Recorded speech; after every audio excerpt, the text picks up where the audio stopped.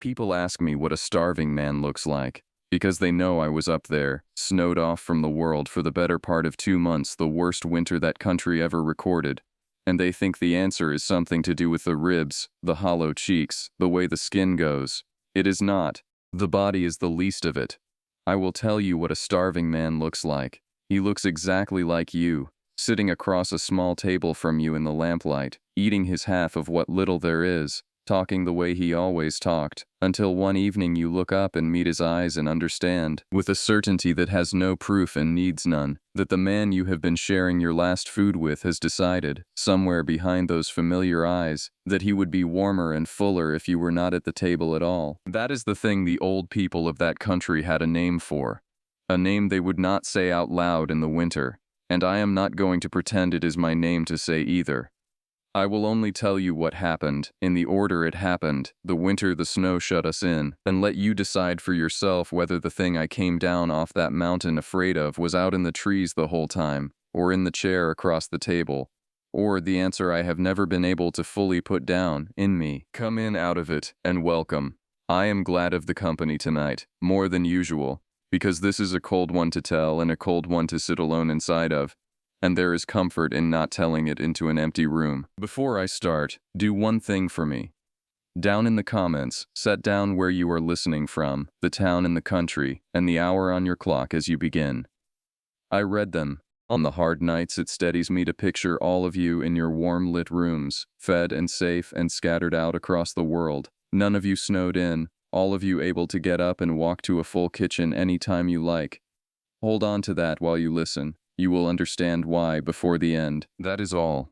Let me take you up to the camp. I worked the deep woods of far northern Maine, up against the Canadian line, in the part of the state that has no towns in it, only forest and logging roads and the occasional camp, and in the winter not even those, because the snow takes the roads and the country shuts itself off as completely as any place left in this nation. I had been a ranger up there 9 years and I had wintered over before, and I knew the cold and the silence and the particular madness that the long northern winter can work on a person who is shut in with it too long, and I thought I knew the worst of what that country could do. I was wrong about the bottom of it.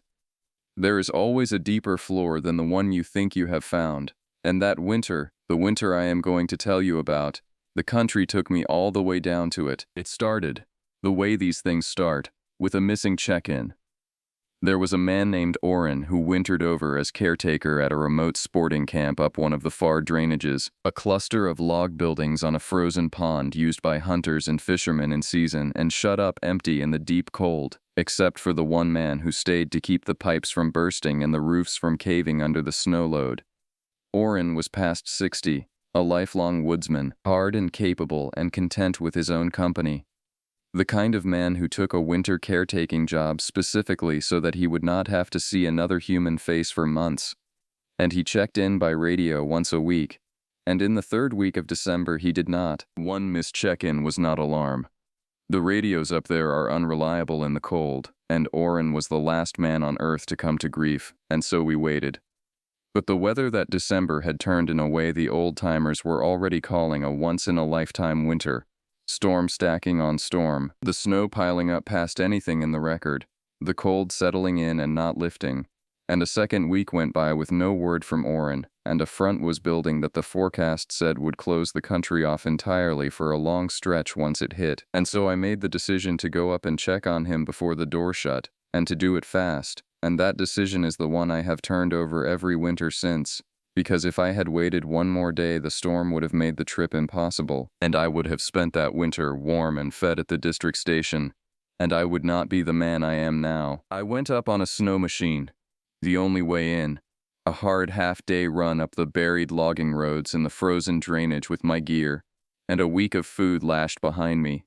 The country white and silent and beautiful, and utterly without mercy on either side, the cold so deep that the trees cracked like rifle shots as the sap froze in them. A sound I had heard 100 times and that still put something old and wary up in the back of my neck. I reached the camp in the last of the short daylight, and the first thing I saw was that there was smoke from the caretaker cabin, which meant Orrin was alive. And the relief of it lasted exactly as long as it took me to get inside and look at him. He was alive. He was upright. And he knew me. and he made me coffee with hands that shook only a little. But the man had gone strange in his solitude in a way I could not name at first and came to understand too well. He had let himself run low. The camp had been provisioned for one man for a winter, and Oren had, by some failure I never got the bottom of, a spoiled cache or a miscount or a slow forgetting, far less food laid by than there should have been. And he had been rationing himself hard for weeks, and he had the look I described to you at the start. The look that is not in the body but behind the eyes. A kind of watchfulness, a counting. He looked at the week of food lashed to my machine when I brought it in, and he looked at it too long. And then he looked at me, and he caught himself, and he smiled and said it was good I had come.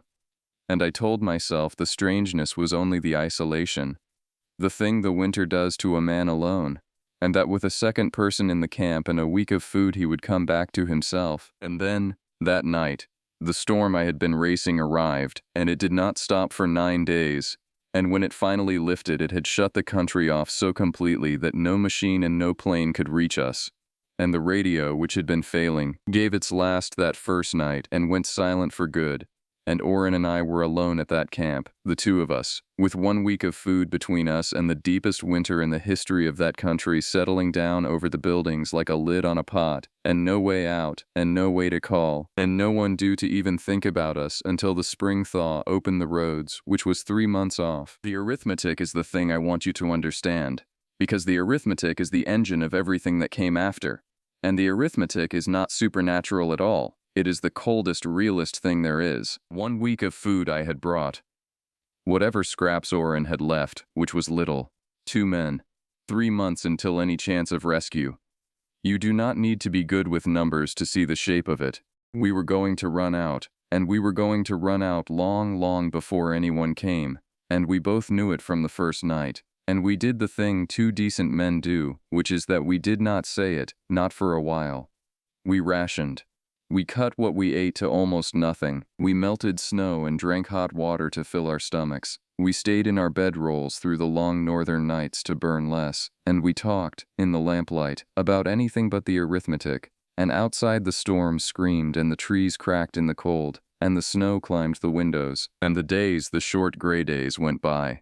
And the food went down, and the hunger came up. And the hunger is a thing I have to try to make you feel. Because I had never truly been hungry before that winter. Not real hunger. And real hunger is not an ache, it is a presence. It moves into you and takes up residence and begins, slowly, to do your thinking for you, to color everything you look at, to whisper. And the whisper is patient and reasonable, and it never stops. It was somewhere in the 3rd week, with the food nearly gone and the cold unbroken, and the two of us beginning to weaken, that the other thing started. The thing that was either real or was the hunger, and I have never been able to separate them, and I have come to believe that the not being able to separate them is the whole truth of it. It started with the circling, at night, out beyond the buildings, in the storm, and then in the awful still cold after the storm. There was something moving around the camp. I want to be careful and honest, the way I have tried to be careful and honest about all of it. Because a starving, freezing man alone in the deep woods will hear a great many things that are not there, and I knew that even then. But I had wintered in that country 9 years, and I knew its sounds, the wind, the cracking trees, the settling snow, the rare moose, and this was none of them. It was a footfall, heavy in the deep snow, slow, deliberate, all the way around the buildings and back, and it came most nights once the food got low, as if the low food had called it. And Oren heard it too. I would see him lying rigid in his bedroll with his eyes open tracking the sound around the walls, and neither of us spoke of it at first, the same way we did not speak of the arithmetic, because to speak of it was to make it real, and we were each, I think, hoping the other did not hear it, hoping it was only our own hunger walking around outside in the snow. I am going to stop here, on one of those nights, with the thing circling the camp, and the lamp low, and the two of us pretending to sleep. Because this is the place where I most need to know that I am not telling it into nothing. You have come up the buried road with me and sat down at that cold table, and I find I do not want to go further into this particular winter without knowing a real person heard me. So if this has its hold on you, take the moment it costs to press the like and to leave one word below, just to say you are here, warm and fed and listening, while I sit in a freezing camp 3 months from rescue with something walking around the walls. It would mean more than you know tonight. Then come back to the lamplight, because the night I am about to tell you about is the night the food ran out, and the night the third man came out of the storm. The food ran out on the morning of what I had been counting. By then I was counting everything, as the 31st day, the last of it. We split the last of it, a few ounces each, and we did not look at each other while we ate it, and afterward there was nothing, and the arithmetic that we had not spoken for a month was finally the only thing in the room sitting at the table with us. 2 men and 3 months and no food, and we still did not say it, because there was nothing to say. There is no plan for it. You cannot ration nothing. You can only wait and weaken, and that is what we set ourselves to do. 2 hard men determined to die decently rather than do the thing the hunger had begun.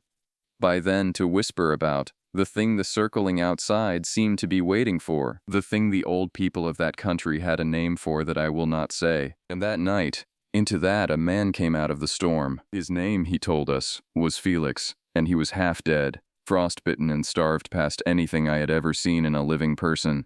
And he had come, he said, from a trapper's cabin 2 drainages over where he had been wintering and where his own supplies had failed, and he had walked out across the deep cold country on the slim mad chance of reaching a camp, and he had reached ours, and we took him in. Of course we took him in because we were decent men, and you do not turn a freezing man into the cold, even when you have no food, even when a third mouth is a third share of nothing. And we wrapped him and warmed him and gave him hot water because we had nothing else to give. And he lived through the night, and in the morning he could talk. And that is when the camp began in earnest to come apart, because Felix had survived a long walk across that killing country with no food, longer than a starving man can survive such a walk.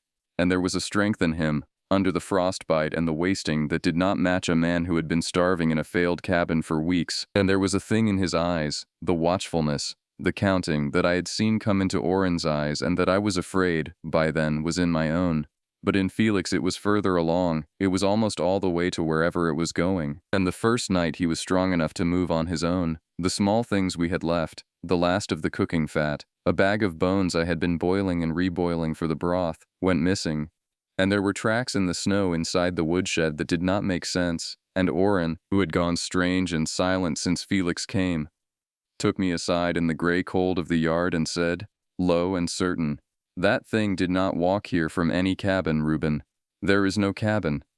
It came out of the trees. It is the thing that has been circling. It walked in here wearing a man because a man is how it gets to the table. And I told Oren he was starving and frightened and that Felix was just a poor wretch like us. And I did not believe myself even as I said it, because I had seen Felix's eyes, and because the circling outside had stopped the night Felix came in. Stopped completely, as if whatever had been walking the walls no longer needed to, because it was inside now, sitting at our table, eating our last bones. I am not going to be able to give you the next part in clean order, because it did not happen in clean order, and because I was by then a starving man myself, weeks past my last real meal, and my own mind was no longer a thing I could fully trust. And that, I have come to understand, is the deepest horror of that whole winter, and the truest thing about the name the old people would not say. It is not only a thing that comes out of the trees, it is a line inside a starving person, and once you are hungry enough, truly hungry, hungry in your bones and your thinking, you understand, you cannot help but understand how a person crosses it, because you feel yourself standing at it, and the only thing on the far side of it is food, and the only food in a snowed-in camp 3 months from rescue is the other people at the table, and I felt the hunger do that arithmetic in me, against my will, in the lamplight. Looking at Oren, looking at Felix, looking at the meat of them, and being unable for longer and longer moments to make myself look away. That is what I have never told anyone. Not the circling, not Felix, not the tracks. That I, Reuben, a decent man, a ranger, sat in that camp and felt the thing the old people named begin to wake up in me, felt my own mind begin, in the worst hours, to whisper the reasonable, patient, unforgivable arithmetic. And that the line I had thought was a wall, a thing no person I could respect would ever approach, turned out to be a line you walk right up to without deciding to, simply by being hungry enough for long enough, and that the only thing that kept me on my side of it, in the end was not virtue. I have no illusion left that it was virtue. It was only that Oren crossed it first, and showed me what was on the other side, and the sight of it threw me back, because Oren was further gone than I knew. The strangeness I had blamed on his solitude, the look behind his eyes that I had told myself the food would cure, had not been only solitude. It had been the hunger working on him for weeks before I ever arrived, longer than on me, and somewhere in those last days, while I was watching Felix and convincing myself the threat had walked in out of the storm, the threat had been ripening at my own table the whole time in the man I had come up the mountain to save. And one night, the night it all came due, I woke in the low lamplight to the sound of Oren moving. And I opened my eyes, and Oren was standing over Felix where Felix slept. And there was an axe in Oren's hands, the camp axe, and his face, in the lamplight, was the face of a man doing arithmetic, and his eyes had gone all the way to wherever they had been going, all the way across the line. And there was nothing of the careful old woodsman left in them. There was only the hunger, looking out, and it was not looking at Felix anymore. It had heard me wake. It was looking at me. I lived. You know that, because I am telling you this. I am not going to lay out the next minutes for you in detail, because they were not the kind of thing a person should carry into their own warm room tonight, and because in honesty my memory of them is broken, the way the mind breaks a thing it cannot hold, and what I have are pieces. The axe, the cold, the lamp going over, Felix awake and the strength in him that did not match a starving man, and the plain animal fact that two of us came through that night and one did not, and that I have never been able to say with certainty, not to the people who asked official questions in the spring and not to myself in the years since, exactly what happened in that cabin, or exactly who or what each of us was by the end of it, or whether the thing that came through that night on my side of it was still entirely me. The thaw came. Eventually, the way it always does, the long northern winter finally breaking in April, the roads opening, a machine able at last to reach the camp. They found two of us alive, Felix and me, wasted to nothing, barely living. And they found what was left of Oren, and they pieced together a story that the world could hold, which was that 3 men had been trapped by the historic winter with insufficient food, and that starvation and exposure and the madness they bring had ended badly, and that 1 man had died, and they were as gentle about the details as the details allowed, and they were right to be. And the report uses the word that the world uses for these things, which is that the deceased died of misadventure during prolonged isolation, and I signed my piece of it. And it is true. Every word of it is true. And it is not the truth. Felix the First never saw again after they took us out. He recovered, in the body, and he went back to wherever men like Felix go, and I have wondered, every year since, the thing I could not ask anyone, which was who he was, really where he had really walked from, whether there was ever a cabin 2 drainages over, whether the circling that walked our walls and stopped the night he came was the storm in our own starving minds, or whether Oren was right at the end, more right than the rest of us, that the thing had come out of the trees wearing a man because a man is how it gets to the table, and that it sat with us and ate with us and waited, patient, for the hunger to do its work on the rest of us, and walked back out into the country in the spring in Felix's frost-bitten skin, fed, to wait for the next deep winter and the next snowed-in camp. Here is the part that is the real reason I finally told this. And it is not about Felix. And it is not even about Oren, though God knows I think about Oren. It is about me. I came down off that mountain alive, and I came down changed in a way that has never changed back, and the change is this. I have never since been able to be truly hungry without fear. And I do not mean fear of the hunger, I mean fear of myself, because I learned, up there, at the table, in the lamplight, looking at the meat of the men I loved and being unable to look away, that the line I had spent my whole life certain I would never approach is not a wall, and is not far off. It is a few weeks of an empty stomach away. For me, for you, for anyone, and that the only reason most of us go our whole lives without finding it is that most of us are never hungry enough to be shown where it is. The thing the old people would not name in the winter is not only out in the trees.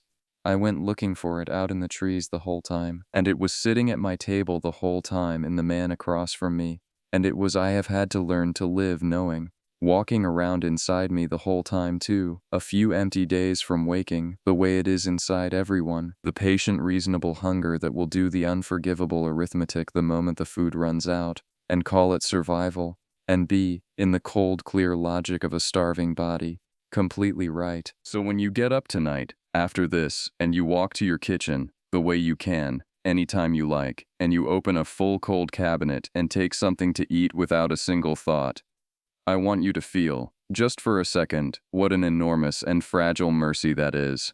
Because the only thing between you and the thing the old people would not name is that cabinet, and the road to the store, and the unbroken assumption that they will always be there. I have never assumed it again. I keep more food in my house than any two people could eat. I keep it the way other men keep a loaded gun by the bed, against a thing they pray never comes. And on the cold nights, the deep cold nights, when the trees would be cracking up north, I sometimes catch myself standing at my full pantry in the small hours, not hungry, not needing anything, just looking at the food, counting it, making sure. And I know, in those moments, that the camp never fully let me go, that some part of me is still up there at that table in the lamplight, hungry, doing the arithmetic, and that the only difference between that man and this one is a pantry, and that a pantry is a thinner wall than any of us wants to know. We came down to a thaw that opened the roads. The deceased died of misadventure during prolonged isolation. I keep my pantry full, and I have never, in all the years since, been able to share my last of anything with another person without watching their eyes.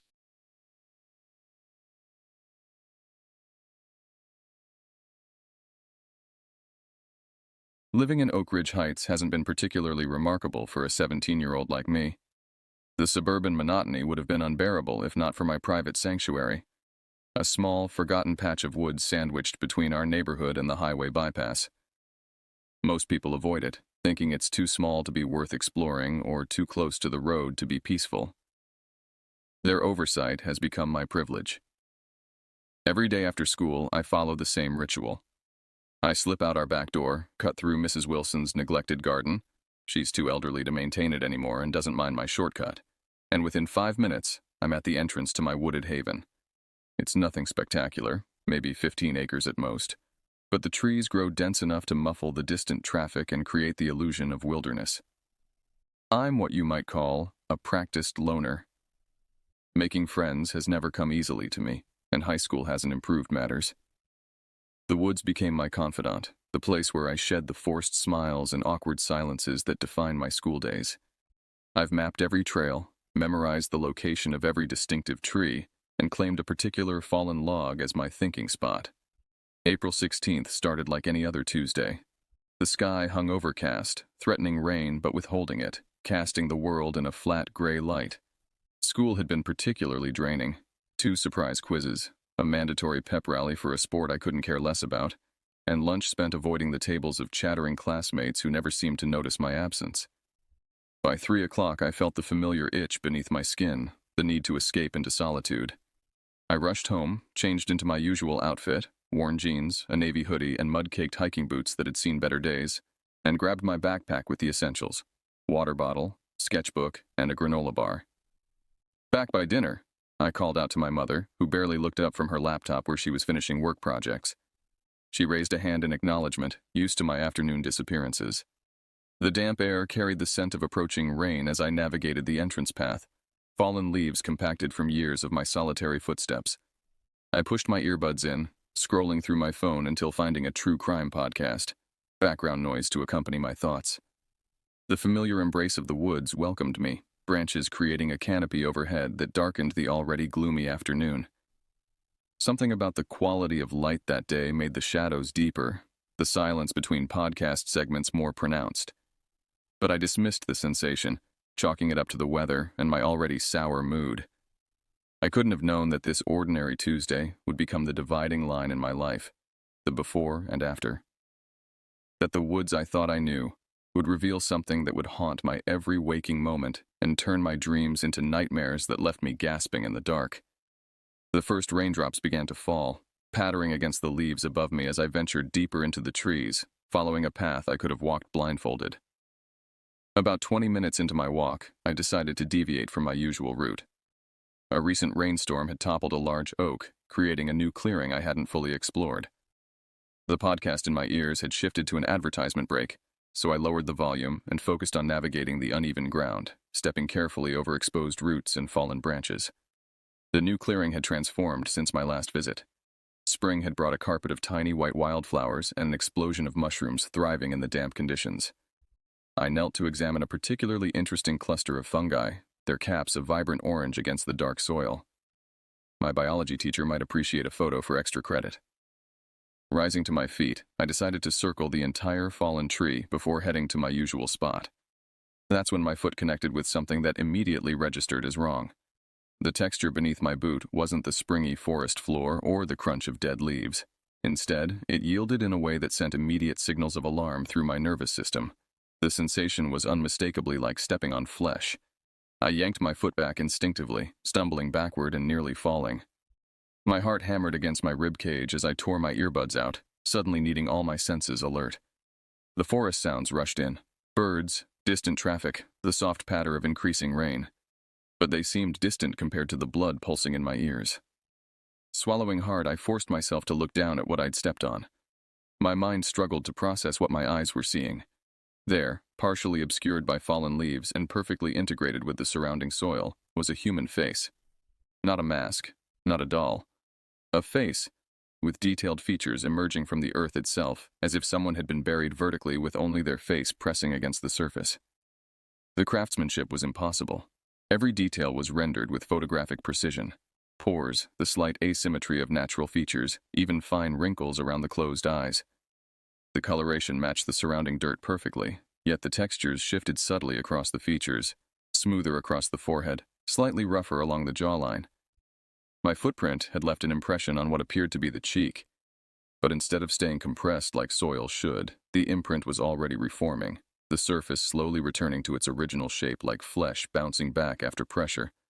I crouched down, my curiosity momentarily overriding my fear. The face appeared to belong to a middle-aged man, his expression serene, almost as if sleeping. No signs of distress marked his features, just peaceful repose. "Hello?" I whispered, feeling immediately foolish. It wasn't a person. It couldn't be. Yet it was so lifelike that addressing it seemed natural. Against every instinct screaming at me to run, I reached out one trembling finger and touched the forehead. It was warm. Not sun-warmed soil warm, but body temperature warm. And the texture, God, the texture was unmistakably skin, slightly moist with the subtle elasticity of living tissue. When the eyelids flickered, time seemed to stop. A minute movement, just the faintest tremor beneath the soil-colored lids, but unmistakable. And then, horrifyingly, the lips parted slightly, releasing a soft exhalation of air that stirred the nearby leaves. Terror exploded through me. A scream tore from my throat, echoing through the trees and scattering nearby birds from their perches. I scrambled backward, my hands and feet slipping on wet leaves as I struggled to put distance between myself and the impossible face. Once upright, I ran. Branches whipped against my face, roots threatened to trip me, but I didn't slow down. My backpack bounced painfully against my spine and my abandoned earbuds dangled from my pocket, the tinny sound of the podcast still playing, creating a surreal soundtrack to my flight. The upbeat voice discussing murder statistics felt like a twisted joke as I fled from something I couldn't begin to comprehend. I burst through our back door at 4:17 p.m. I remember checking my phone with shaking hands, trying to ground myself in something normal. The 17 minutes since my discovery felt like hours. My mother looked up from her laptop, alarm spreading across her face as she took in my appearance. I must have been a sight, clothes muddied from my frantic escape, face scratched from branches, eyes wild with panic. What happened? She pushed back from the dining table, knocking over her coffee mug in her rush to reach me. Words failed me initially. How could I explain what I'd seen, what I'd touched? Eventually, I managed to stammer out fragments. The woods. There's a face, in the ground. I touched it. It moved. Slow down, she said, guiding me to a chair. Deep breaths. What face? In the dirt. A human face, like someone buried vertically with just their face showing. But it's part of the ground somehow. The words sounded insane even as I spoke them. I stepped on it by accident, and it felt like skin, warm skin. My mother's expression shifted from concern to skepticism. You probably saw an animal partially buried, or maybe some trash someone dumped that looked human-shaped. No.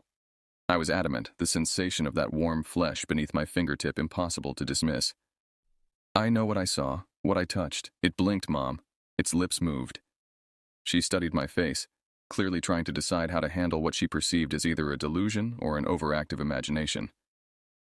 "Did you take any pictures?" she finally asked. The question hit me like a slap. Of course, my phone had been in my pocket the entire time. Why hadn't I documented it? I panicked, I admitted. I just ran. "Well," she said, her voice taking on that carefully measured tone adults use when humoring someone. "Let's go look at it together tomorrow, in the daylight. If there's something strange out there, we should report it." I nodded, though the prospect of returning filled me with dread. We agreed to check after she finished work the next day. She insisted I shower and change, suggesting the physical routine would help calm my nerves. Later that evening, as we ate dinner in uncomfortable silence, I could feel her watching me, concerned. I picked at my food, appetite gone, my mind replaying the encounter in endless loops. That night, sleep came in fitful bursts. Each time I closed my eyes, I saw that face, sometimes still, sometimes with eyes wide open and staring directly at me. Around 3 a.m., I gave up and sat at my desk, sketching what I'd seen with obsessive detail. By dawn, my trash can overflowed with crumpled attempts, none capturing the uncanny realism of what I'd encountered.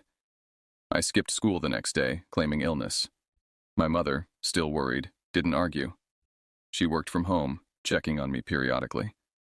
I spent the hours researching online, searching for anything similar to what I'd experienced.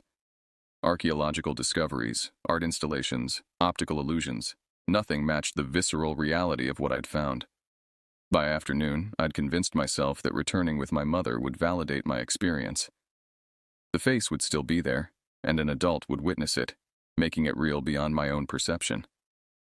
As the time approached to head into the woods, anxiety knotted my stomach. Part of me feared finding nothing, making me question my sanity. But a deeper fear lurked beneath. The dread of finding the face again, of watching my mother touch it and seeing the horror I felt reflected in her eyes. At 5:30 p.m., my mother and I stood at the edge of the woods. The rain had stopped, but the ground remained soggy, mud sucking at our boots. Mom had brought a small garden trowel and flashlight, though the daylight would last for at least another hour. "Lead the way," she said, her tone gentle but tinged with the same voice she used when checking for monsters under my bed when I was 6. The woods felt different, hostile somehow, as if resentful of my return with another person. Trees that had always seemed welcoming now loomed ominously, their branches reaching toward us like gnarled fingers. I navigated carefully, trying to recreate my path from the previous day. Everything looked both familiar and strangely altered, landmarks shifted or obscured by shadows. "It was near the fallen oak," I said, more to myself than to my mother. There was a patch of orange mushrooms nearby. After 15 minutes of increasingly frustrated searching, we found the clearing with the toppled tree. The orange mushrooms were there, just as I remembered. My heartbeat accelerated as I approached the area where the face should have been. Nothing. Just ordinary forest floor, leaves, twigs, patches of moss, and loose soil. No face, no impression, no sign that anything unusual had ever been there. "This is the spot," I insisted, dropping to my knees and beginning to brush aside leaves frantically. "It was right here. I swear it was right here." My mother stood silent, watching my desperate search. Finally, she knelt beside me and put a hand on my shoulder. "The ground is very wet from the rain. Maybe whatever you saw got washed away or covered by runoff." I shook my head violently. "That's not possible. It was like integrated into the ground. Part of it." I looked up at her, pleading. "I'm not making this up." She handed me the trowel. "Let's dig a bit. Maybe there's something underneath." For the next 30 minutes, we excavated the area, first carefully, then with increasing desperation on my part. We found nothing but normal forest soil, roots, and the occasional earthworm.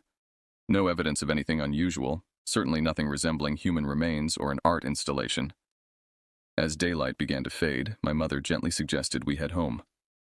"Sometimes our minds play tricks on us," she offered, "especially in places like forests where the lighting can be tricky and there are lots of organic shapes that can look like other things." I wanted to argue, to insist on the reality of what I'd experienced, but the evidence, or lack thereof, made my position increasingly untenable. Had I hallucinated the entire thing? Was I having some kind of breakdown? Reluctantly, I followed her home, glancing back repeatedly at the unremarkable patch of ground that had upended my sense of reality. That night, dinner was even more strained than the previous evening. My mother tried to lighten the mood, suggesting that stress from school was getting to me and offering to schedule an appointment with Dr. Rivera, our family physician. "I'm not sick," I insisted, "and I'm not crazy." "I never said you were," she replied, but her eyes told a different story, concern mixed with something else, worry about my mental state. After dinner, I retreated to my room, avoiding the stack of sketches I'd made. Instead, I pulled out my laptop and fell into a research hole, reading about pareidolia, the tendency to see faces in random objects, and various stress-induced hallucinations. None of the explanations satisfied me. They couldn't account for the tactile sensation of warm flesh, the movement of features. Whatever I'd encountered had been real. The question was, what exactly was it and why had it disappeared? I fell asleep still searching for answers, my laptop open beside me, screen illuminating my troubled face in the darkness. Days passed, melting into weeks. On the surface, I returned to normal routines, attending school, doing homework, maintaining the facade of ordinary teenage life. But internally, I remained fixated on what I'd experienced in the woods. I stopped taking my daily walks, both yearning for and dreading the forest. Instead, I channeled my obsession into research, staying late at the school library to access databases my home internet couldn't reach. I scoured archaeological journals for mentions of strange ground formations, studied geological phenomena that might explain what I'd seen, even delved into local history for stories of similar encounters. My grades began to suffer. Teachers emailed my mother about my declining participation and incomplete assignments. Friends, the few I had, stopped inviting me to weekend gatherings after I repeatedly declined, too consumed by my research to socialize. My mother watched me with increasing concern. I overheard her on the phone one night, speaking in hushed tones to my aunt. "I'm worried about him. Ever since that day in the woods, he's different. Obsessed with this face he thinks he saw. Should I take him to someone? A therapist, maybe?" The suggestion that I needed psychological help rankled, but I understood her perspective. Without evidence, my experience sounded delusional. Sometimes, in moments of clarity, I questioned my own memory. Maybe it had been a vivid hallucination triggered by stress or exhaustion. But then the dreams began. They always started the same way, me walking in the woods, following my familiar path. But instead of one face, the entire forest floor became a mosaic of faces. Hundreds of them, all with eyes closed, all breathing in unison, the ground itself rising and falling like a sleeping giant's chest. In the dream, I would kneel to touch one, and all the eyes would open simultaneously, fixing me with the same penetrating stare. I started avoiding sleep, staying up until exhaustion claimed me, then waking drenched in sweat, the echo of those watching eyes lingering in my consciousness. By the third week, I had filled 2 notebooks with theories and questions. The most compelling involved a phenomenon called earth art, installations where artists create sculptures integrated with natural landscapes. But even this explanation fell short. No artist could create something with the organic warmth and movement I'd experienced. My mother's patience wore thin as my obsession deepened. One evening, after finding me asleep amid a scattered array of printouts about geological anomalies, she confronted me directly. "This has gone far enough," she said, gathering my research papers. "You need to let this go. Whatever you think you saw, face or not, it's consuming you." "I can't just forget it," I protested, reaching for my notes. "You can, and you will," she replied firmly.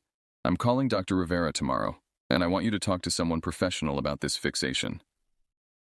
That night, I lay awake, staring at my ceiling, torn between anger at not being believed and fear that perhaps I truly was losing my grip on reality.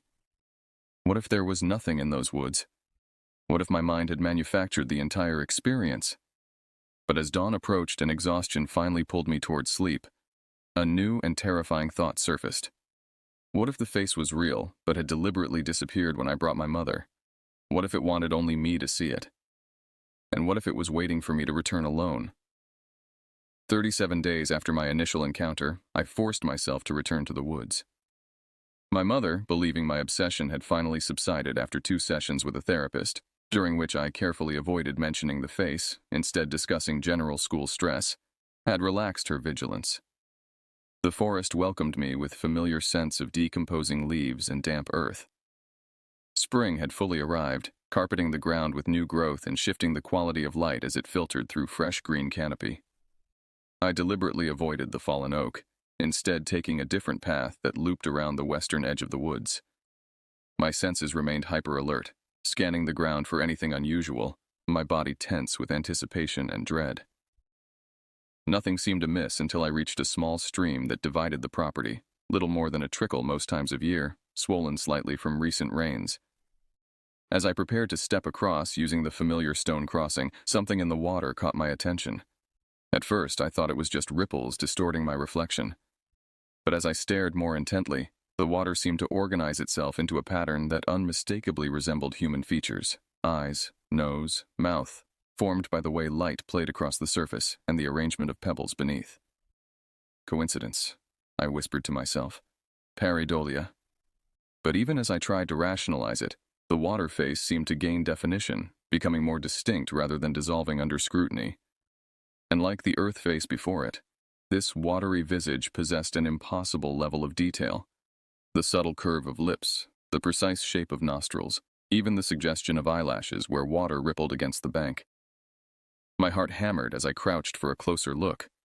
Unlike the previous face, this one's eyes were open, not staring at me but gazing skyward, the pupils formed by particularly dark pebbles beneath the surface.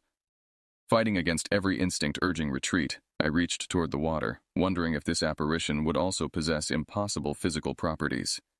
The moment my fingertips broke the surface, the face dissolved, water ripples destroying the perfect arrangement. But something brushed against my hand, not the expected cold current, but something soft and warm that seemed to recede from my touch. I yanked my hand back, water droplets flying. For several minutes I stared at the stream, but the face didn't reform. Just ordinary water flowing over ordinary stones. Backing away from the stream, I surveyed my surroundings with new awareness. The woods suddenly seemed alive in a way that transcended normal forest vitality. The patterns of bark on nearby trees, the arrangement of branches against the sky, the distribution of moss across fallen logs, all seemed deliberately organized, containing half-formed suggestions of faces that appeared and disappeared depending on the angle of observation. I spent hours documenting everything in my notebook, sketching patterns, recording locations. A hypothesis began to form, not about buried bodies or art installations, but something far more disturbing. The forest itself was generating these faces, as if the entire ecosystem were somehow conscious and attempting communication through familiar human patterns. The sun began to set as I made my final notes. As darkness descended, the forest's threatening aura intensified. Shadows deepened between trees, and ordinary night sounds, the rustle of nocturnal animals, the distant hoot of owls, took on sinister overtones. Making my way back toward home, I passed the fallen oak. Despite my earlier avoidance, some compulsion drew me to check the spot where I'd originally found the face. The area remained unremarkable in the fading light. Just soil and leaf litter. But as I turned to leave, the ground behind me released a soft exhalation, like a long-held breath finally released. I ran the rest of the way home. My therapist calls it a controlled exposure, returning to the source of trauma as a way of processing and moving beyond it.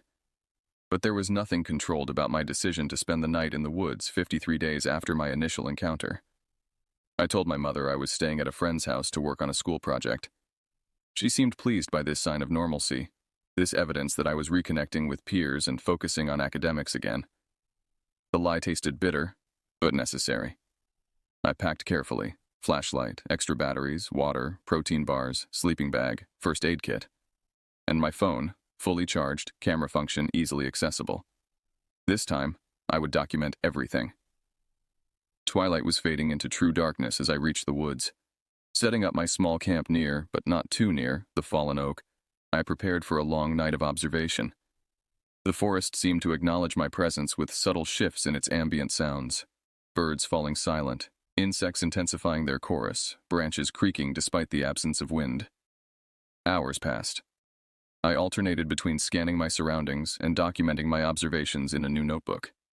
Occasionally, I thought I glimpsed movement at the periphery of my vision, shadows that moved independently, arrangements of leaves that momentarily formed recognizable patterns before dissolving back into random natural debris. Around midnight, exhaustion began to claim me despite my determination to remain alert. My notes became disjointed, thoughts trailing off mid-sentence as my eyelids grew heavy. I must have dozed because the sound that jolted me awake, a wet, disturbing noise like mud being slowly displaced, seemed to come from everywhere at once. Opening my eyes, I found myself in absolute darkness. My flashlight, which I'd left on, lay dark beside me. Fumbling with the switch produced nothing. Dead batteries? Impossible. They were brand new. My phone showed the same problem, fully charged when I'd last checked, now completely unresponsive. The noise continued, growing louder, a rhythmic squelching that reminded me horribly of a mouth opening and closing in thick mud. It seemed to surround my small camp, coming from all directions simultaneously. Rising to my knees, I strained to see anything in the heavy darkness. The moon provided minimal illumination through the canopy, just enough to distinguish the silhouettes of trees against the marginally lighter sky. "Hello?" I called out, my voice embarrassingly small. "Is someone there?" The squelching sound stopped immediately. The ensuing silence was more terrifying than the noise had been, a listening silence, attentive and evaluating. Then the ground beneath my sleeping bag shifted. Not like an earthquake or natural settlement, more like something large turning over beneath the surface.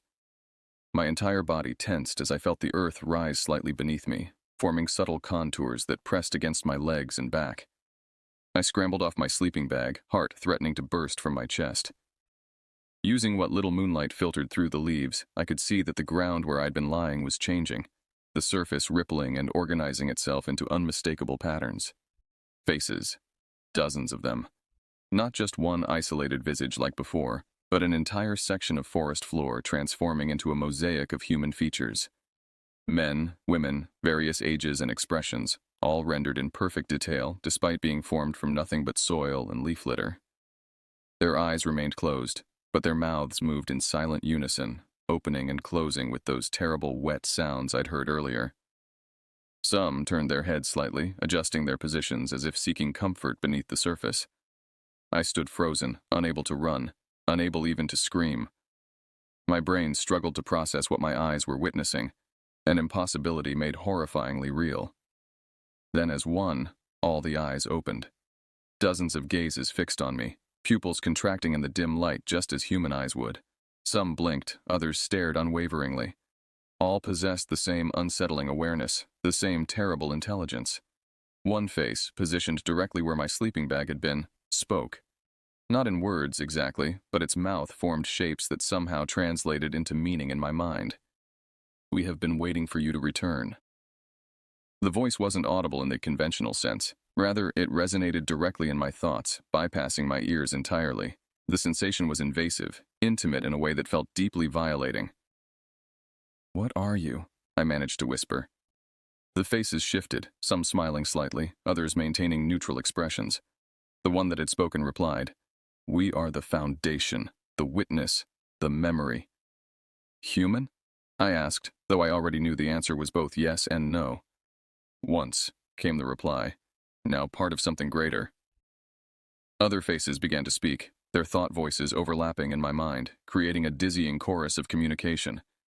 Images flashed through my consciousness, centuries of forest history compressed into seconds, generations of humans who had walked these grounds, lives and deaths witnessed by the patient earth. I glimpsed terrible knowledge in those mental transmissions, hints of what happened to those who became one with this strange consciousness. The slow dissolution of individual identity as they merged with the greater awareness that permeated the soil. Most disturbing were the glimpses of how new faces joined this collective, not through death alone, but through a gradual claiming, a persistent invitation extended to those the forest deemed receptive. Those like me, who walked alone among the trees, who felt more connection to nature than to human society. "You called to us," one face said, its features remarkably similar to my own. "Your solitude, your longing, we answered." The ground around me continued to transform, more faces emerging, the circle closing. I realized with horror that they were creating a space for me, a me-shaped depression in the earth where I would fit perfectly. "Join us," they intoned in unison. "Become foundation, become witness, become memory." The earth beneath my feet softened, beginning to pull at my boots like quicksand. Panic exploded through me, breaking the paralysis that had gripped me during this impossible exchange. I ran, feet tearing free from the grasping soil with sickening suction sounds. Behind me, a chorus of disappointed sighs rose from dozens of earthen throats. Branches whipped my face as I fled blindly through darkness, the path invisible, direction meaningless. Just away from those watching eyes and beckoning voices. Several times I fell, each contact with the ground bringing renewed terror that the soil would form around me, claim me. Somehow, I found the edge of the woods. Moonlight revealed the welcome sight of houses beyond the tree line. Safety, normality. Human spaces where earth stayed inanimate and soil didn't speak with borrowed faces. As I crossed that boundary, my phone suddenly chimed to life in my pocket. Battery miraculous restored to full power. Notifications cascaded across the screen, missed calls from my mother, messages asking where I was, why I wasn't answering. Looking back at the dark mass of trees, I saw nothing pursuing me, just an ordinary forest on an ordinary night. But I knew what waited within, patient and persistent, what would always be waiting. And I knew, with sickening certainty, that part of me wanted to return. 3 months have passed since that night. I've moved through summer in a daze, going through the motions of normal life while carrying the weight of what I know, what I've seen and heard and felt. My mother worries less now. The therapist has officially diagnosed me with an anxiety disorder with transient stress-induced perceptual abnormalities. The medication they prescribed doesn't change what I know to be true, but it dulls the constant fear enough that I can function, can pretend to be the person I was before. I haven't returned to the woods, not physically. But in dreams, I walk beneath those trees nightly, discovering new faces in streams, tree bark, arrangements of fallen leaves. Sometimes I wake convinced that my bedroom floor is shifting beneath my bed, organizing itself into watching eyes and listening mouths. The compulsion to return grows stronger each day. An ache like homesickness, though what calls to me isn't home but its opposite. Dissolution, surrendering my discrete self to become part of something vast and ancient. I've researched obsessively, searching for similar accounts throughout history. I've found fragments, myths of earth deities who claim humans, folklore about forests that consume travelers, modern disappearances in wooded areas that were never solved. The pattern seems clear now. Certain places develop a consciousness over time, an awareness that spreads through soil and root systems, that remembers and learns and eventually desires communion with the human minds that move through its domain. And once it notices you, once it recognizes your receptiveness, it never stops calling. I've taken to wearing headphones constantly, filling my ears with music or podcasts or audiobooks, anything to drown out the whispers that seem to emanate from houseplants, from the small patch of garden outside my window, from the very ground beneath the concrete foundations of our house. At night, I stuff towels along the bottom of my bedroom door to prevent soil from seeping in. A precaution my mother attributes to my contamination anxiety, but which I know is necessary. Twice I've woken to find dirt on my bedroom carpet, arranged in patterns too deliberate to be accidental. Last week I found a small face forming in my mother's garden, just the suggestion of features pressing up through the tomato bed, but unmistakable to my trained eye. I destroyed it with a garden trowel before she could see it, digging until my hands blistered and the soil showed no further signs of organization. It's following me. Reaching for me. Patient but persistent. Sometimes I wonder if resistance is merely postponing the inevitable. The faces in the woods spoke of witnesses and memory, of foundations and greater purpose. What if they weren't threatening me but offering transcendence? What if what waits in the soil isn't death but transformation? These thoughts terrify me most of all because they don't feel entirely like my own. They carry echoes of those thought voices that invaded my mind that night. Subtle persuasion masquerading as insight. I've started recording everything, writing this account, documenting each new manifestation, creating a record that might survive whatever happens to me, because I'm increasingly certain that something will happen. The most recent development occurred yesterday. While brushing my teeth, I noticed something strange about my reflection. For just a moment, barely a second, my skin took on the texture and coloration of soil, my features resembling those earth faces from the woods. The impression vanished when I blinked, but the message was clear. The process has already begun. The forest has marked me, claimed me in some fundamental way that transcends physical proximity. Tonight, I'll reinforce my windows and doors with salt lines. A superstition, perhaps, but I'm beyond dismissing folklore as mere fantasy. I'll continue my medication, continue therapy, continue pretending that conventional treatment can address what ails me. But I know the truth, even if no one else will ever believe it. The earth is awake. It watches. It remembers. It waits. And somewhere in those woods, a space exactly my size and shape remains prepared, ready to receive me when my resistance finally breaks. A place where I will join countless others, becoming foundation, witness, memory. Another face in the earth, watching through the ages as new solitary walkers pass overhead, unaware of what stirs beneath their feet. Until one day, one of them steps exactly right, feels the giving warmth beneath their soul, and begins their own journey to understanding what waits beneath the surface of our world. I wonder if I'll still be me when that happens, or if I'll be part of the chorus that calls to them, invites them, welcomes them home.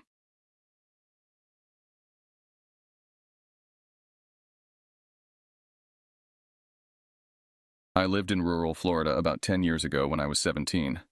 Our house sat on roughly 1.6 acres of property, bordered by dense woods that seemed to stretch endlessly behind our home. Back then, we lived on a narrow gravel road with just one streetlight positioned halfway up from our house. The isolation was both peaceful and unsettling, especially after sunset. Our neighborhood, if you could call it that, consisted of only 6 scattered houses. From our property, we could only see our immediate neighbors. About 500 feet up the road stood a small cabin where family friends lived as renters. The location perfectly captures that distinctly southern rural isolation, close enough to civilization to not feel completely cut off, but remote enough that help wasn't just a quick minute away. Growing up, I had always been fascinated by the paranormal. While other teenagers obsessed over sports or music, I spent countless hours researching unexplained phenomena and reading accounts of strange encounters. My mother's spiritual practices only intensified my curiosity. She practiced paganism and various forms of protective rituals. The good kind, she would always clarify whenever anyone asked. Her beliefs were rooted in protection and harmony with nature, though I never fully understood the extent of her practices until later. Our property had an unusual energy about it. The towering pines that surrounded our clearing seemed to hold secrets in their shadows, and the forest floor, carpeted with fallen needles and dried leaves, muffled sounds in a way that made the woods feel unnaturally quiet at times. During the day, these woods were my playground. By night, they transformed into something else entirely. That particular evening began like many others. It was early autumn, and the Florida heat had finally started to subside, giving way to pleasantly cool evenings. My parents, 2 older siblings, and several relatives had gathered at the cabin up the road for one of their regular get-togethers. The sounds of laughter and music drifted down to our house, muted by distance and the absorption of the surrounding trees. I stayed behind with my younger sister, who had fallen asleep on the couch while watching a movie. The living room was bathed in the flickering blue light of the television, casting strange, elongated shadows across the walls. The clock on the wall read just after 7 p.m., and darkness had fully descended outside our windows. While my sister slept, I felt restless. The house seemed too quiet, too confining. Maybe it was teenage boredom or perhaps some unconscious intuition, but something compelled me to step outside into the cool night air. I remember telling myself I was just letting our dog out to relieve himself, though in retrospect I think I was drawn outside by something I couldn't quite articulate. As I stood on our back porch, the familiar silhouettes of trees against the night sky should have been comforting. Instead, they seemed to shift and move in ways they shouldn't have. The darkness between them appeared deeper, more absolute than usual. Something felt off, though I couldn't place exactly what had changed. Little did I understand that night would permanently alter my perception of the woods I'd grown up exploring. What I encountered would challenge everything I thought I knew about the natural world and leave me questioning whether some things are better left uninvestigated. Standing on the edge of our property, I gazed into the darkness beyond our yard. The night was unusually still. No chirping crickets, no rustling leaves. Even the distant music from the cabin seemed to have momentarily paused, leaving behind a vacuum of sound that pressed against my eardrums. That's when I heard it. Movement in the woods near our bonfire clearing, about 100 feet from where I stood. The bonfire area was a spot our family used for gatherings, a circular clearing surrounded by tall pines where we'd set up chairs and roast marshmallows on weekend evenings. At first, I dismissed the sounds as wildlife. Growing up in rural Florida meant coexisting with various animals: raccoons, foxes, coyotes, and the occasional wildcat. But this sound was different. The footfalls were heavier, more deliberate than any local wildlife. Whatever moved through those woods had significant weight to it, pressing dried pine needles into the earth with each step. My instincts immediately signaled danger. The rational part of my brain tried to catalog possibilities. A large dog, perhaps, or maybe a neighbor trespassing. But we were far from any walking path, and our neighbors rarely ventured into these woods, especially after dark. The movement continued, branches snapping under substantial weight. I backed toward the corner of our house, keeping my eyes fixed on the tree line. That's when I saw them. Two pale, luminous discs floating about 6 feet above the ground at the forest's edge. They resembled eyes but were too perfectly round, too intensely bright to belong to any animal I recognized. Those eyes, if that's what they were, seemed to emit their own light rather than reflect it. They hung in the darkness like twin moons, unblinking and fixed directly on me. Despite the distance, I felt their gaze penetrating through me, studying me with cold intelligence. For several excruciating seconds, we remained locked in this standoff, me frozen in place, the entity motionless at the tree line. The boundary where our cleared property met the woods seemed to function as some invisible barrier. The thing, whatever it was, remained just beyond that threshold, as though physically unable to cross onto our land. Then it spoke. The sound that emerged from the darkness defied natural acoustics. It was simultaneously distant and right beside my ear, hollow yet resonant, like someone speaking through an old metal pipe. The voice was rough and strained, as though forcing sound through an anatomy not designed for human speech. "I see you," it said, the words unnaturally elongated. Hearing my name spoken by that voice triggered something primal inside me. Every cell in my body screamed to run, yet I remained paralyzed by fear, my muscles locked in place. "Come here," it continued, its tone shifting to something almost persuasive. "I don't want to hurt you." Its reassurance accomplished precisely the opposite of what it intended. The unnatural quality of its voice, that grating metallic resonance, made each word feel like a physical threat.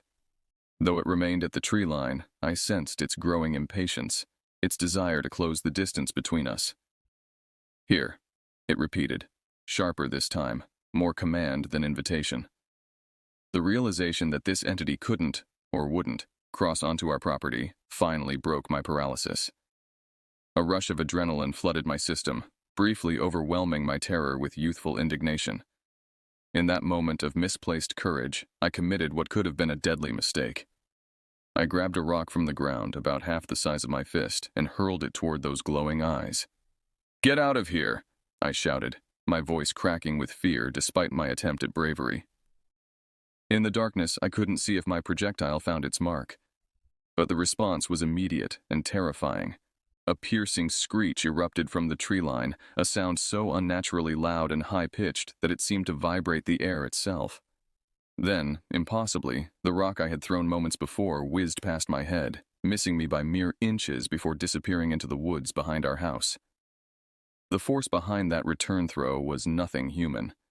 No person could have hurled that rock with such velocity, such precision in complete darkness. Whatever stood watching me from the tree line wasn't just trespassing.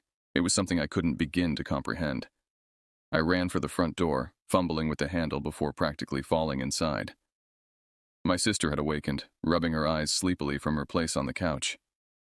"What's wrong?" she mumbled, still half asleep. "Nothing," I managed, forcing a calm I didn't feel. "Just thought I heard something." I retreated to my bedroom, drew the curtains tight, and huddled under my blankets, listening intently for any sound that might indicate it had followed me to the house. My heart pounded so loudly in my ears that I struggled to hear anything else. All I could do was wait for my family to return, hoping the night would pass without further incident. The hours crept by with excruciating slowness. Every creak of the house settling, every whisper of wind against the windows amplified my terror. I remained hidden beneath my covers, phone clutched in my sweating palm, debating whether to call my parents. Pride and embarrassment held me back. What would I say? That something with glowing eyes had spoken my name from the woods? that it had caught and returned my thrown rock with impossible force? Even as I experienced it, the encounter seemed too outlandish to be believed. Eventually, the sounds of vehicles on our gravel driveway announced my family's return. The relief that flooded through me was nearly overwhelming.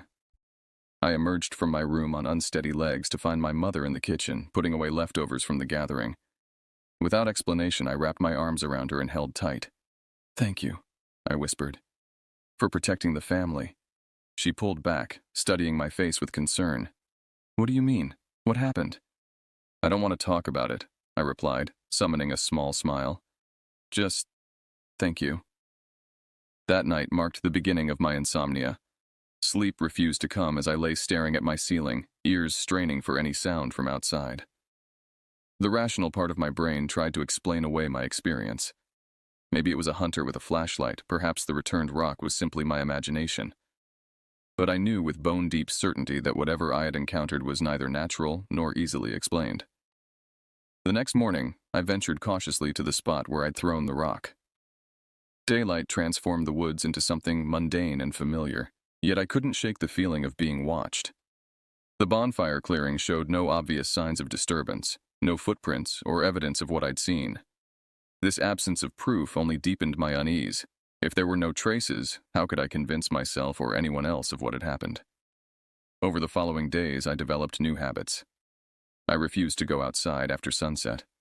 My bedroom windows remained locked and curtained regardless of the stifling Florida heat. I invented excuses to avoid family campfires and outdoor gatherings. My parents attributed my behavioral changes to typical teenage moodiness, but my mother watched me with knowing eyes, sensing something had fundamentally shifted. A week passed without incident, and I began to wonder if that night had been some vivid hallucination, until the dreams began. Each night, I found myself standing at the edge of our property, facing those same luminous eyes in the darkness. In these dreams, the invisible barrier didn't hold. The entity would step into the clearing, its form remaining frustratingly indistinct except for those eyes and a silhouette that seemed almost but not quite human. "You threw something at me," it would say in that same unnatural voice. "Now, I'll throw something at you." I would always wake just as it raised its arm to throw, gasping and drenched in sweat, convinced I could smell pine needles and damp earth in my bedroom. My academic performance suffered as exhaustion took its toll. Dark circles appeared beneath my eyes, and my once healthy appetite disappeared. My mother finally confronted me one evening, sitting on the edge of my bed with an expression of such genuine concern that my carefully constructed defenses crumbled. "Something's out there," I whispered, the admission bringing both relief and renewed terror. "In the woods. It knows my name." Instead of dismissing my fears or offering platitudes, my mother's expression darkened with recognition. She took my hands in hers, her grip surprisingly strong. "Tell me everything," she said. "Don't leave anything out." My mother listened without interruption as I described my encounter in detail.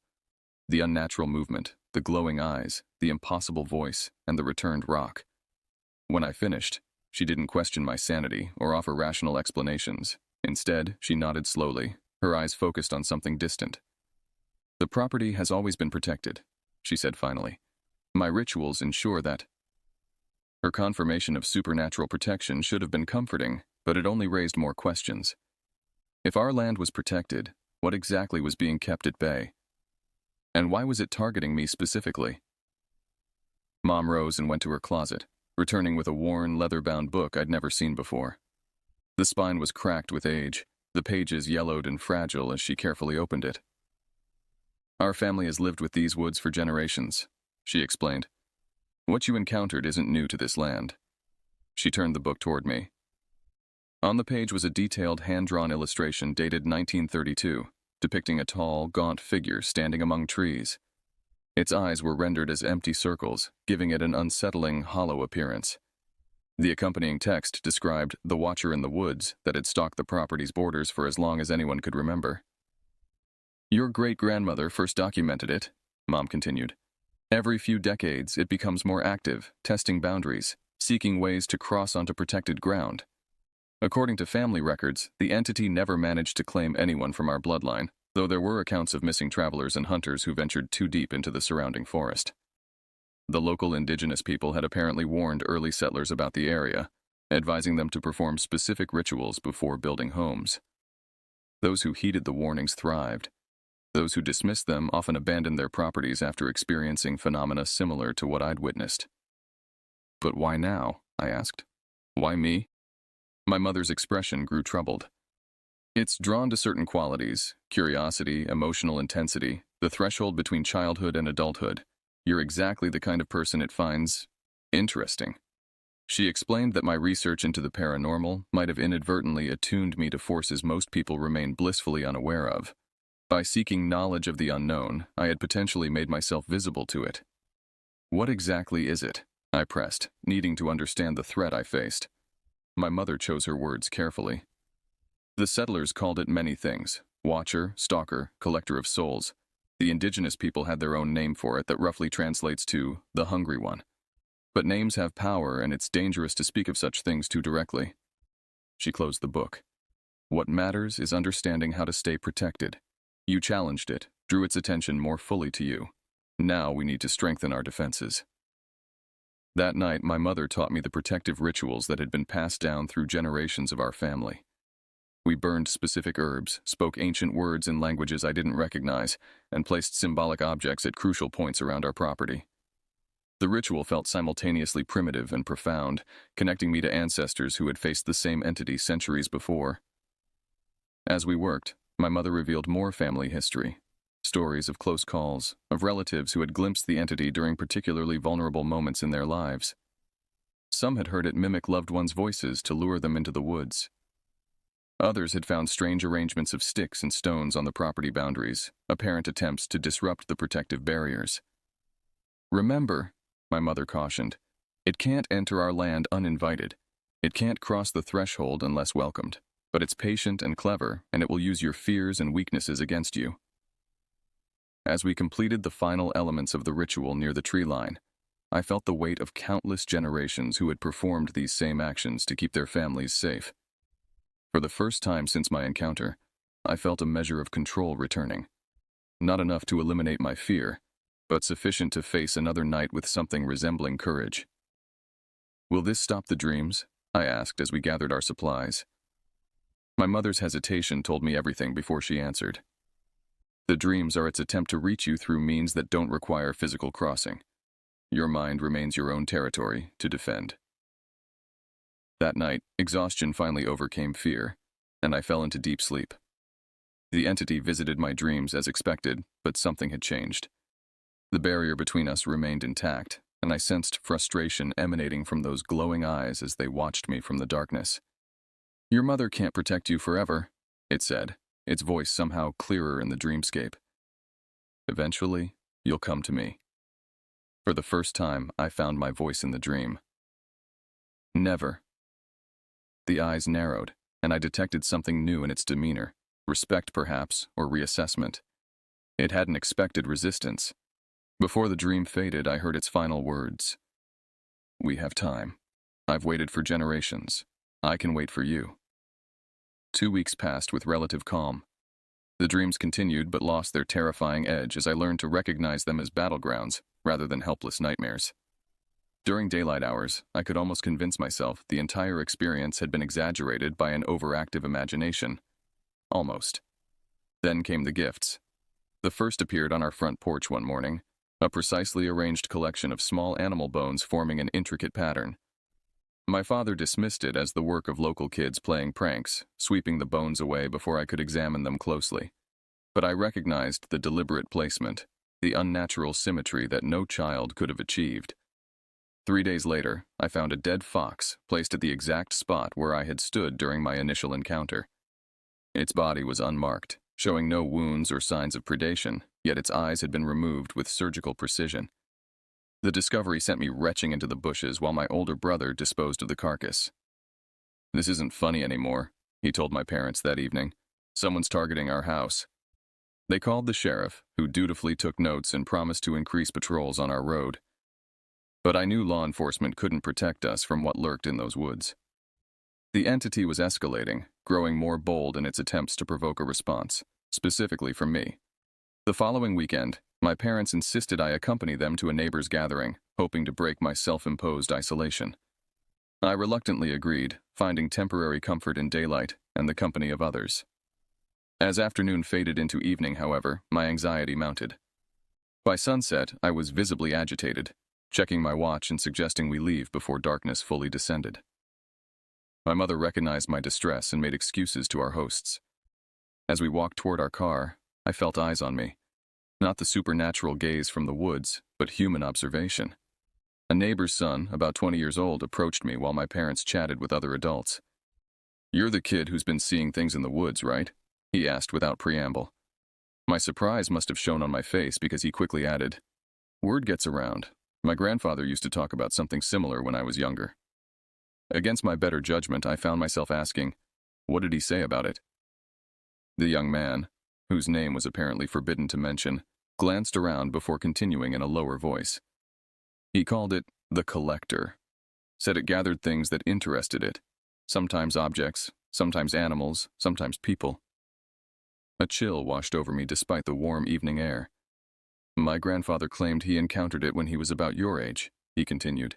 "Said it spoke to him, tried to convince him to walk into the woods at night. He refused, but his friend didn't." He paused, looking uncomfortable. "They never found his friend." "That's just a local legend," I replied, trying to sound more confident than I felt. He shrugged. "Maybe. But grandfather never went into those woods again, not even during hunting season, and he made us promise the same."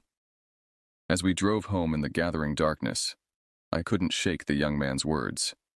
The possibility that others had encountered the entity both validated my experience and deepened my dread. If the stories were true, this thing had been hunting in these woods for generations, and sometimes successfully. That night, I lay awake long after everyone else had gone to bed, staring at my ceiling and listening. Around 2 a.m., a soft tapping began at my window, gentle, rhythmic, almost polite. I knew without looking what would be there.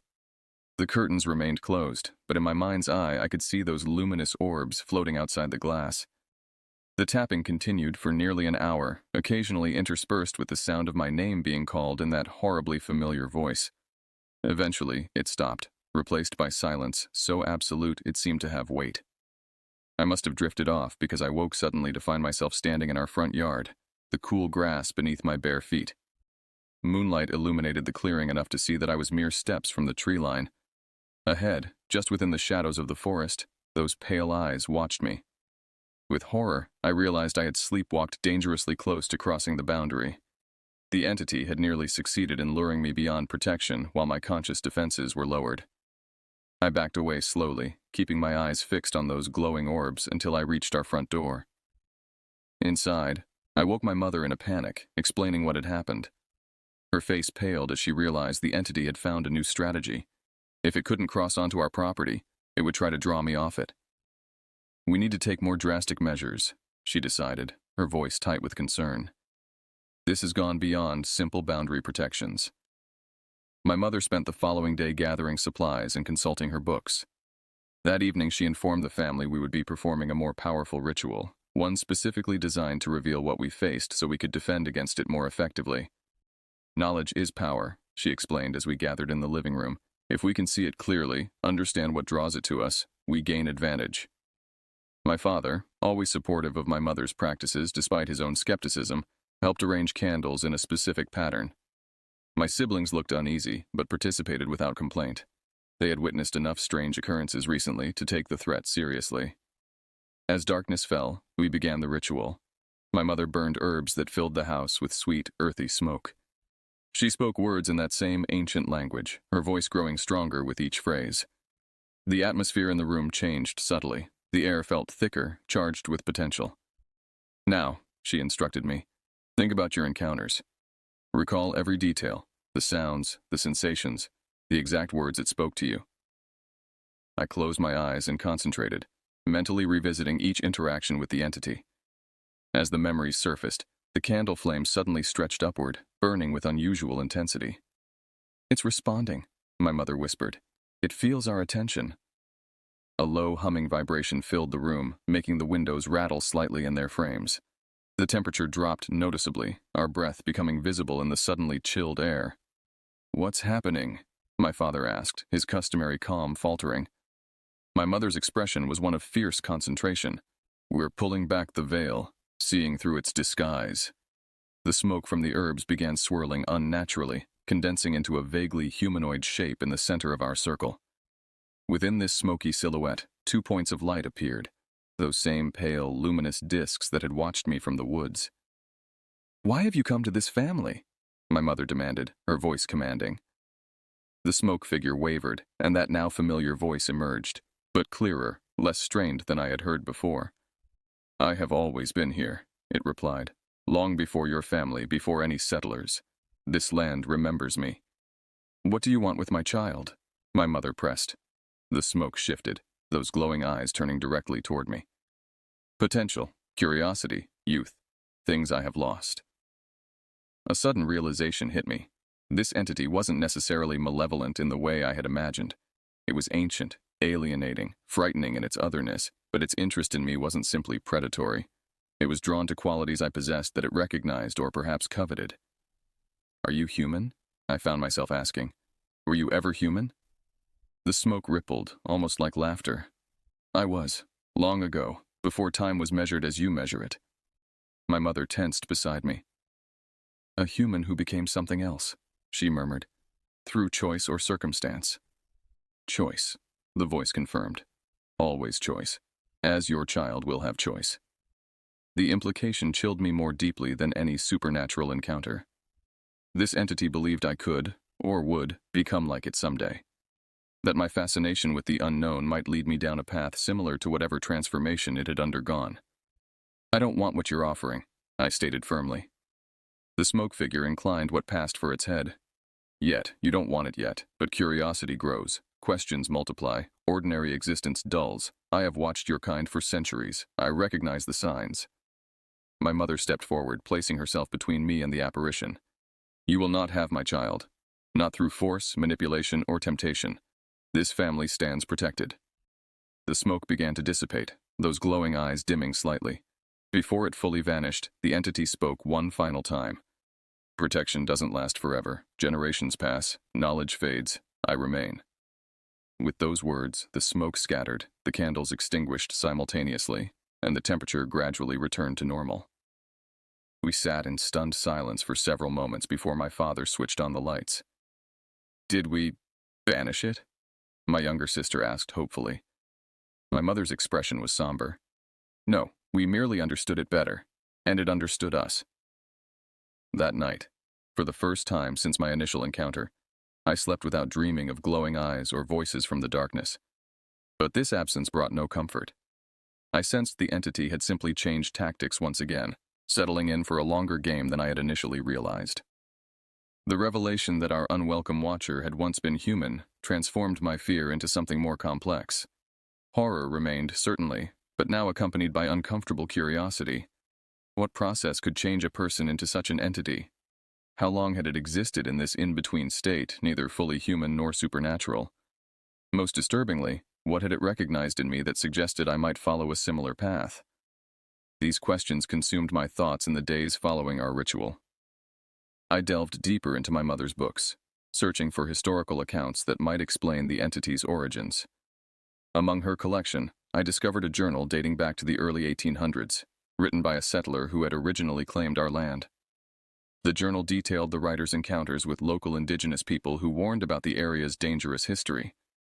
According to their oral traditions, a medicine man from centuries earlier had sought immortality through forbidden rituals. He achieved his goal, but at terrible cost, becoming untethered from humanity, unable to fully exist in either the physical or spiritual realm. Condemned to haunt the boundaries between worlds, he developed an obsession with those who showed similar spiritual inclinations. The account aligned disturbingly well with our experiences. The entity that watched our property wasn't some ancient evil or mythological creature. It had been a person who made catastrophic choices in pursuit of knowledge beyond natural limits. Armed with this information, I approached my mother. "It's targeting me because it thinks I'm like it was," I explained. "Because I research the supernatural, because I'm drawn to understanding things beyond normal experience." She nodded slowly. "That's what I feared. It recognizes something in your spirit, a kinship or potential for kinship." How do I convince it it's wrong? I asked. How do I make it understand I don't want whatever transformation it underwent? My mother considered this carefully. You must confront it directly, not in dreams or through ritual, but at the boundary where it dwells. You must reject its offer explicitly, with absolute conviction. The thought of deliberately seeking another encounter terrified me, but I recognized the necessity. This entity wouldn't simply lose interest or find another target. It had fixated on me specifically, and only direct rejection might dissuade it. We planned the confrontation meticulously. My mother strengthened the protective boundaries around our property and prepared me with specific phrases and gestures that would reinforce my rejection. The confrontation would occur at dawn, a time of transition when the entity might be more visible but less powerful than during full darkness. The appointed morning arrived clear and cool. I stood at the edge of our property as the first light of dawn filtered through the trees. My mother waited on the porch, close enough to intervene if necessary, but giving me space to face this challenge alone. As the forest gradually emerged from darkness, I sensed rather than saw the entity's approach. The air grew noticeably colder, and birds that had begun their morning songs suddenly fell silent. Then, at the precise boundary between our cleared land and the woods, the familiar glowing eyes materialized. "I know what you were," I called out, my voice steadier than I expected. "I know what you want from me." The entity moved closer than it had ever ventured before, its form becoming slightly more distinct in the growing light, a tall, emaciated silhouette with disproportionately long limbs and those unnatural eyes. "Then you understand the opportunity," it replied, its voice less distorted than during our previous encounters. "Few are offered such knowledge." "I understand the cost," I countered. "I've read about what you sacrificed. That's not a path I'll ever choose." The entity went still, those luminous eyes narrowing slightly. "You cannot know what you might choose in time. Decades of ordinary existence, the slow decay of body and mind, the limitations of human perception, these burdens grow heavier with age. They're not burdens," I insisted. "They're what make us human. Connection, change, even mortality. They give life meaning." "Meaning is subjective," it responded. "What meaning remains when everyone you know has returned to dust? When civilizations rise and fall before your eyes? I have witnessed more than you can imagine." "And you've experienced none of it," I said, the realization crystallizing as I spoke. "You watch but cannot participate. That's your punishment. Eternal observation without connection." The entity's form wavered slightly, the first indication I'd struck a nerve. "I reject your interest in me," I continued, emboldened. "I reject any kinship between us. I choose humanity, fully, completely, with all its limitations and endings." "You choose ignorance," it hissed, moving restlessly at the boundary. "I choose life," I corrected. "Real life, not your half-existence." The confrontation continued as the sun climbed higher, the entity becoming less distinct in the growing daylight. Its arguments grew more desperate, alternating between temptation and threats, but I remained resolute. With each rejection, its form seemed to diminish slightly, retreating incrementally toward the deeper shadows. Finally, as full morning light flooded the clearing, it spoke its parting words. "Time will test your conviction. I will be watching when doubt finds you." Then it was gone, leaving only a lingering coldness that gradually dissipated in the warming air. My mother joined me, placing a protective arm around my shoulders. "You did well," she said softly. "But remember its final warning. This isn't a single battle won, but the beginning of vigilance." I nodded, understanding the entity might never fully abandon its interest in me. The connection had been established. I would need to reaffirm my choice periodically throughout my life.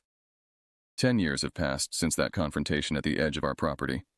My life progressed along predictably human paths. College, career, relationships, all the ordinary triumphs and disappointments that constitute a normal existence. I moved away from that rural Florida house, establishing my own home in a different state, deliberately choosing a place with minimal forest coverage and abundant neighbors. Yet I never completely escaped the Watcher's influence. During particularly vulnerable moments, times of significant loss, periods of existential questioning, I sometimes glimpse those luminous eyes in darkened windows or feel that distinctive coldness brushing against my consciousness. These episodes are brief and increasingly rare, but they serve as reminders that some connections, once formed, never completely dissolve. My mother continues to maintain the protective boundaries around our family home, refreshing the ancient rituals each season. She once confided that previous generations experienced similar targeted interest from the entity, suggesting it cycles through our family line, seeking potential converts every few decades. Your grandmother faced it in her youth, she told me during a recent visit, and her grandmother before her, always drawn to the most spiritually sensitive among us. I've maintained a journal documenting my experiences, adding to the family record that stretches back centuries. Future generations should know what watches from the woods, should understand the temptations it offers and the true nature of its existence. Knowledge remains our strongest defense, not the forbidden knowledge it promised, but practical understanding of the threat and its limitations. My research into the paranormal continues, though with greater caution and stronger boundaries. I no longer approach the subject with naive fascination, but with respectful distance. Some mysteries are better appreciated from afar, some thresholds better left uncrossed. Occasionally I wonder about the entity's origins, the human it once was, the choices that transformed it into its current state. In unguarded moments, I find myself speculating about its lonely existence, traversing the boundaries between worlds, watching life unfold but unable to participate. There exists a peculiar tragedy in its condition that occasionally evokes unwelcome sympathy. These moments of empathy concern me most, suggesting the entity correctly identified something in my nature that resembles its former self, a dangerous curiosity that could, under different circumstances, lead down similar paths. The recognition of this potential affinity serves as my most important safeguard, a constant reminder of what I might become if I pursued knowledge without ethical constraints. When I visit my childhood home, I no longer fear the forest that surrounds it. I respect its dangers but understand my power to reject what lurks within. The boundary between our property and those woods represents more than physical separation. It delineates a crucial philosophical choice between participation in human existence, with all its limitations, and the cold observation of immortality without connection. Sometimes, standing at that boundary during daylight hours, I speak aloud to the watcher I know still lingers among the trees. I describe the richness of human experience, the connections formed, the growth achieved, even the poignant beauty of transience. Whether these monologues reach their intended audience, I cannot say, but they reinforce my commitment to the path I've chosen. God alone knows what truly awaits beyond mortal existence. But I've concluded that rushing toward such knowledge through forbidden means creates something neither human nor divine. Just the hollow observer my family has contended with for generations. The entity was right about one thing: time tests conviction. Each passing year brings new questions, new awareness of mortality's approach. Yet these challenges strengthen rather than weaken my resolve. I choose the finite but fully experienced human journey over eternal shadow existence. Those glowing eyes may continue watching from forest edges and darkened corners throughout my life, but they observe someone firmly committed to remaining human, with all the wonder, connection, and yes, eventual ending that entails. In this conscious choice renewed daily, I have found freedom from fear. The Watcher remains as it has for centuries, but now serves as a reminder rather than a threat. A stark illustration of what awaits those who seek to transcend humanity through isolation rather than connection, through observation without participation, through endless duration without genuine growth. And so our strange relationship continues, the Watcher and the Watched, each making fundamentally different choices about what constitutes a meaningful existence.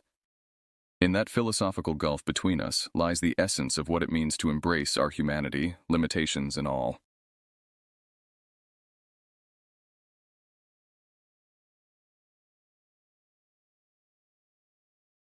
My name is Dorian Finch, and in 2017, I took my RV up to the remote corners of Kluane National Park in the Yukon Territory.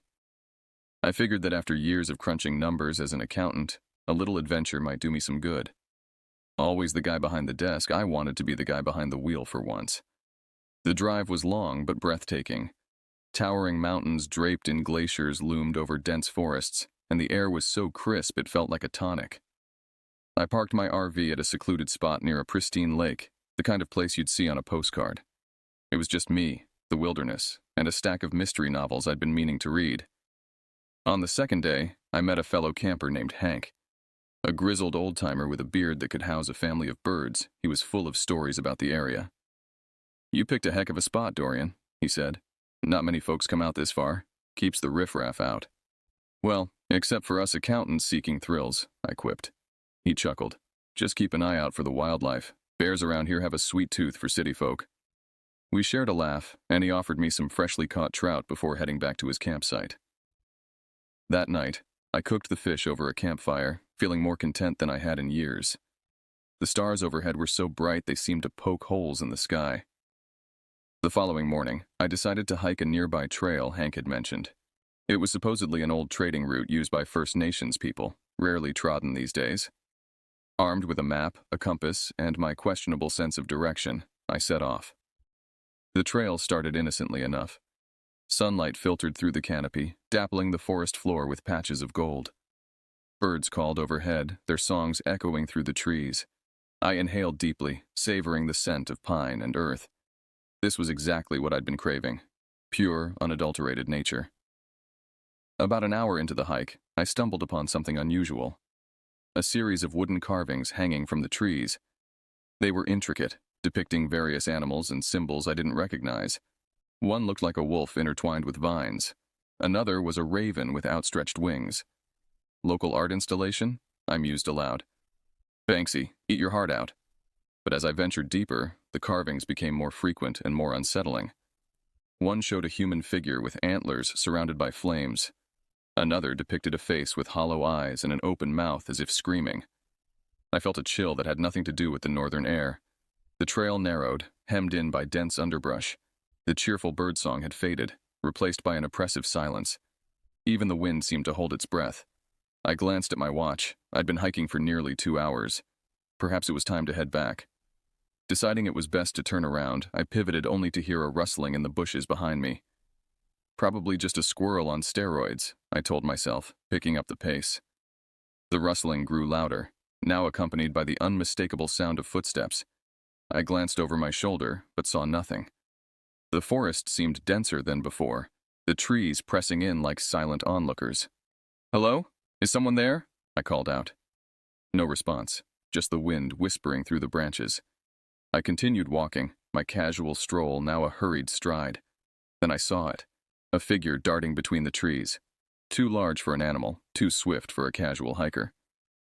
"Okay, Dorian, time to break that personal best in the 100-meter dash," I muttered. I broke into a jog, then a run. The footsteps behind me quickened. My heart pounded in my chest like a frantic drum solo.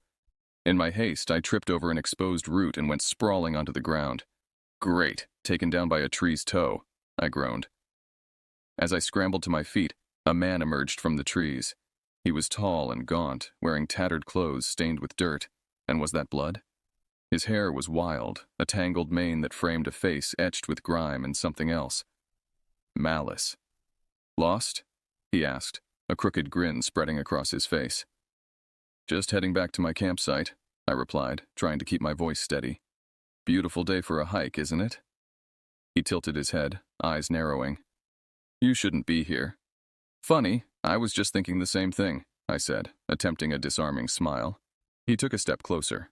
I noticed he was holding something. A hunting knife, its blade glinting ominously. "Folks around here don't take kindly to trespassers," he said. "Trespassing? I thought this was a national park," I replied, inching backward. "Belongs to those who respect the land," he hissed. His eyes were the most unnerving part, pale blue, almost colorless, like ice that had forgotten it was once water. They didn't blink as often as they should.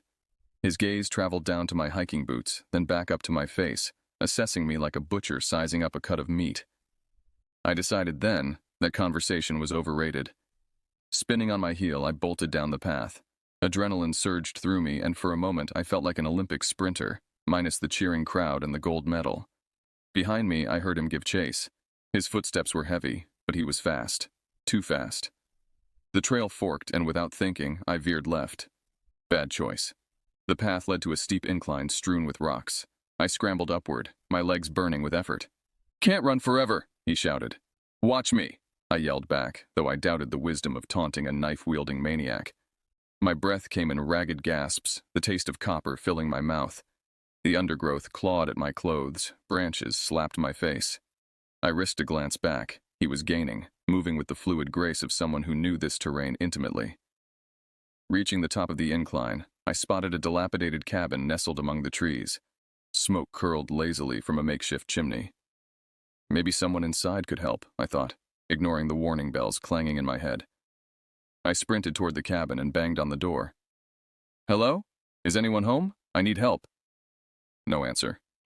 The door was ajar, and without hesitation, I pushed it open and stumbled inside. The cabin's interior hit me like a physical blow. Animal skulls adorned the walls, deer, wolf, bear, their empty eye sockets seeming to follow my movements. Pelts were stretched across wooden frames, some still wet with something. The stench of decay was overpowering, a rancid miasma that coated the back of my throat. On a wooden table lay various tools, skinning knives, bone saws, pliers, some rusty, others ominously clean. Jars filled with unidentifiable substances lined crude shelves. In one corner, a bundle of clothing lay in a heap. I noticed with rising horror that the fabric was torn and stained dark brown. "Well, this isn't the cozy cottage I was hoping for," I whispered. A quick survey of the room revealed no weapons besides the grisly tools, but I grabbed a hefty-looking fireplace poker. Footsteps approached the doorway, deliberate and unhurried. Come out, wherever you are," the man sang mockingly. I pressed myself against the wall beside the door, holding my breath. My palms were slick with sweat, heart hammering against my ribs like it was trying to escape. Sweat trickled down my spine despite the chill. As he stepped inside, I swung the poker with all my might. It connected with his forearm, causing him to drop the knife. He let out a deep, rage-filled shout. Before he could recover, I darted past him, knocking over a shelf of jars. They crashed to the floor, spilling their contents, a viscous liquid that smelled of rot and something darker. "You're only making it worse for yourself," he roared. I didn't stick around for further discussion. Racing back down the trail, I aimed for a different route, hoping to throw him off. My mind was a whirlwind of fear and disbelief. "Next time, Dorian, maybe stick to beaches and pina coladas," I told myself. As I ran, the forest seemed to close in around me. Shadows stretched longer than they should have, and sounds became muffled, as if the woods themselves were conspiring with my pursuer. The air grew thick, each breath harder to draw than the last. I veered off the path, hoping to lose him in the dense underbrush. Thorns tore at my clothes, leaving stinging welts on my exposed skin. The ground dipped suddenly, and I found myself sliding down a muddy embankment, desperately grasping at roots and rocks to slow my descent. Landing hard at the bottom, I lay still for a moment, assessing the damage. Nothing broken, but my right ankle throbbed ominously. I pushed myself up, wincing at the pain that shot through my leg. The fall had taken me into a small ravine, sheltered by overhanging rock and thick vegetation. As I caught my breath, something caught my eye, a hint of unnatural color in the browns and greens of the forest floor. Limping closer, my stomach dropped. A shoe, not unlike my own hiking boot, protruded from beneath a pile of freshly turned earth and hastily gathered leaves. With trembling hands, I brushed away some of the covering. I stumbled upon a grisly sight, a shallow grave with a partially buried body. The exposed hand was pale, lifeless, the fingers curled as if still grasping for escape. The wrist bore a watch with a cracked face, stopped at 10:37. Nearby, a backpack lay ripped open, its contents strewn about, a map, a water bottle, and a journal. The journal's pages fluttered in the slight breeze, revealing neat handwriting transformed into frantic scrawls toward the end. I picked it up, my hands shaking so badly I could barely turn the pages. The final entry read, "I think someone's following me. Been hearing footsteps for the past hour. Probably just paranoid, but I'm heading back to camp. This place feels wrong somehow." Swallowing hard, I forced myself to keep moving. The reality of the danger was now stark and undeniable. This wasn't some territorial local trying to scare off tourists. This was something far more sinister. I tried to orient myself, to remember which direction would lead me back to my RV. The trees thinned ahead, suggesting a clearing. Hope surged through me. Perhaps I'd stumbled upon a campsite, maybe even Hank's. The trees opened up to reveal a small meadow. In the center stood a modestly sized tent, a camping chair, and the cold remains of a fire. But something was wrong. The tent flapped open, its entrance torn. The chair lay on its side, and the fire pit had been scattered, as if someone had kicked through it in a hurry. "No," I whispered, recognizing the distinctive red and gray pattern of Hank's tent. I approached cautiously, calling out his name. Silence answered. The tent was slashed to ribbons, and blood stained the ground nearby, dark, almost black against the trampled grass. A fishing rod lay broken beside the fire pit, and Hank's prized hunting knife, which he'd shown me proudly the day before, was embedded in a nearby tree trunk. "No, not Hank," I whispered. A noise behind me made me spin around. The man was there, his eyes wild, a second knife in his hand. He'd pursued me at a measured pace, confident in his knowledge of the terrain. Now he stood between me and the path back to safety, his thin lips curved in a smile that didn't reach his cold eyes. "Why are you doing this?" I shouted, my voice cracking with fear and exhaustion. He grinned. "The land demands sacrifice." "Look, if it's about the trout, I can catch you another one," I said, hysteria creeping into my voice. He charged forward, swinging the blade. I dodged, but not fast enough. A searing pain shot through my arm as the knife grazed me. Warm blood trickled down to my fingertips, each drop a reminder of my mortality. In a panic, I grabbed the fallen camping chair and hurled it at him. It struck his shoulder, causing him to stumble. Seizing the moment, I sprinted toward what I hoped was the direction of my RV, which was mercifully visible through the trees. My keys were in my pocket, and I fumbled to retrieve them, nearly dropping them in my haste. The forest blurred around me as I ran, my injured ankle protesting with every step. Behind me, I could hear him crashing through the underbrush, his breathing heavy but controlled. He wasn't tiring. If anything, the chase seemed to invigorate him. Reaching the RV, I yanked the door open and jumped inside, slamming it shut just as he reached me.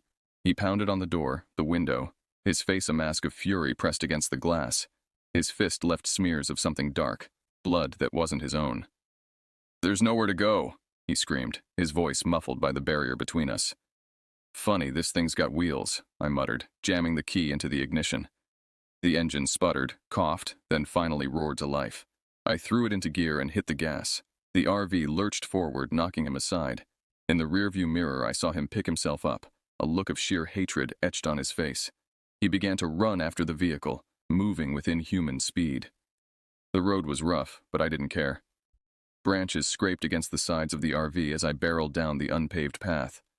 My hands shook, blood from the cut on my arm staining the steering wheel. The wound throbbed in time with my racing heart. The trail widened, and I pushed the accelerator harder. The RV protested, its frame not designed for this kind of treatment, but I was beyond caring about mechanical integrity. All that mattered was putting distance between myself and that walking nightmare. A glance in the side mirror showed the man still in pursuit, though falling behind now.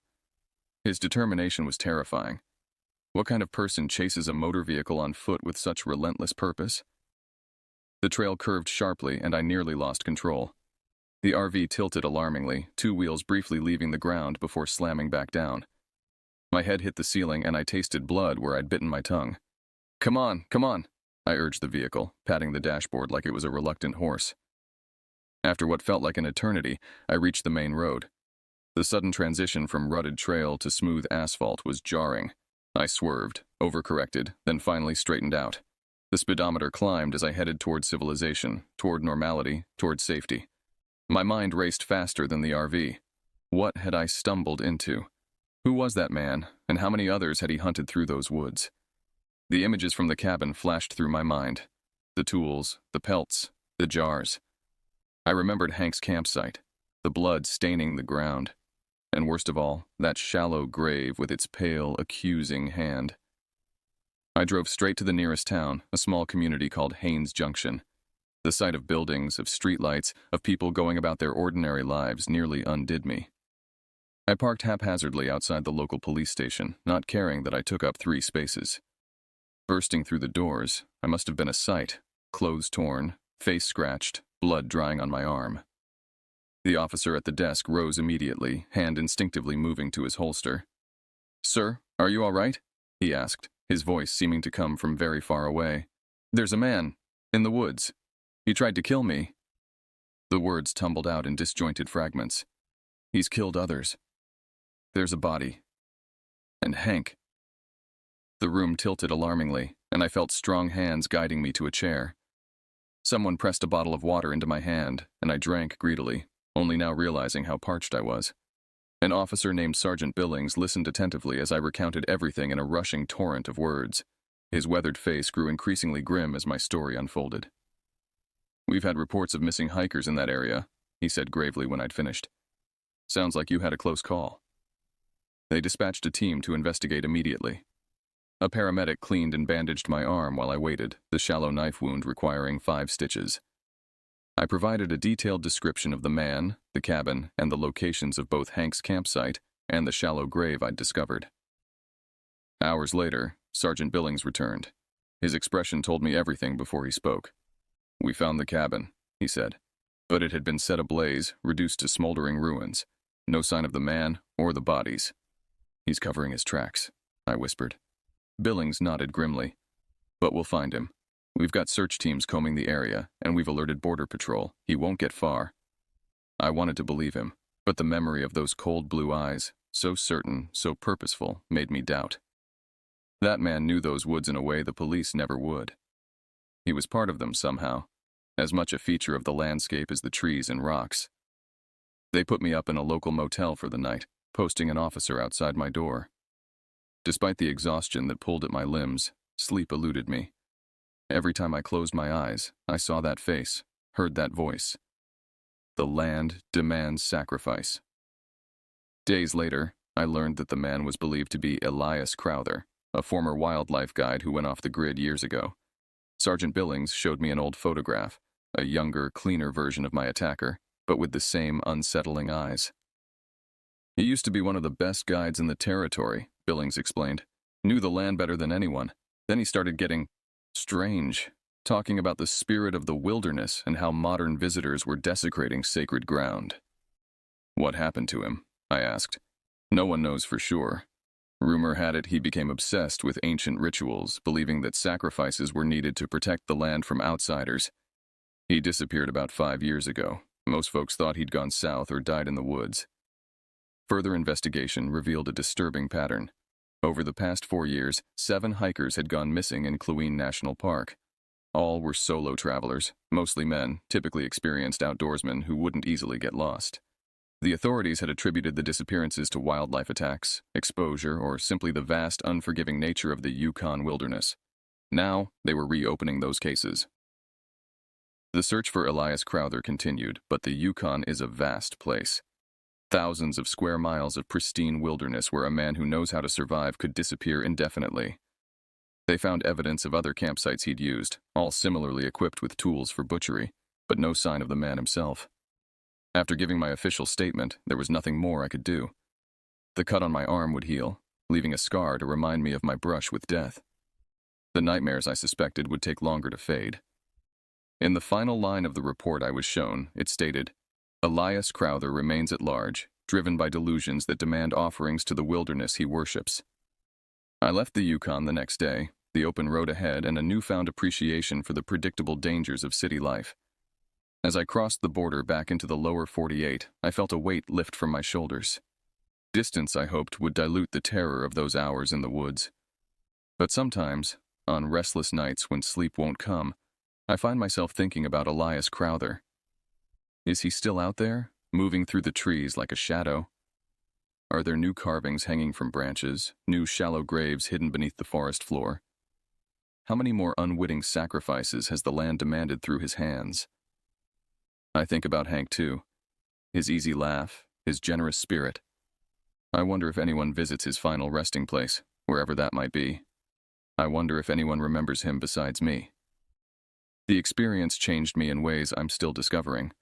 I no longer see wilderness as benign or beautiful. There's something primitive and uncompromising about true wilderness that modern humans have forgotten. We visit it like tourists, expecting it to welcome us, to bend to our will.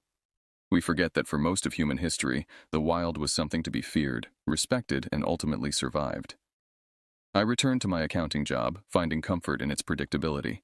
Numbers don't lie. They don't hunt you through the woods or hang carvings from trees as warnings. They don't demand sacrifice. But sometimes, when I'm walking through a city park and the shadows lengthen, I find myself quickening my pace. When branches scrape against my apartment window on windy nights, I lie awake, listening. And when I meet someone new and they smile, I find myself studying their eyes, looking for that particular coldness I saw in Elias Crowther's gaze. In the official reports, in the newspapers, My story was sanitized, a disturbed man attacking hikers, a narrow escape. But I know the truth was darker, older somehow. There was something in those woods that wasn't just Elias Crowther, something that had claimed him long before he tried to claim me. The final update I received from Sergeant Billings came 6 months later. They'd found another campsite, another victim, but still no sign of Crowther himself. The email ended with what I suppose was meant to be reassurance. We'll catch him eventually. Men like that make mistakes. I wasn't so sure. Some men become so entwined with the darkness they serve that they cease to be men at all. They become something else, something that doesn't make human mistakes because it has forgotten what humanity means. I never replied to that email. What could I say? That I believed Elias Crowther would never be caught? That he had become something beyond the reach of human justice, a force of nature, a dark spirit of the wilderness itself? Instead, I closed the file, deleted the email, and tried to move on. But I never returned to the outdoors, and I never will. Some sacrifices, it seems, the land does receive, even from those who escape its grasp.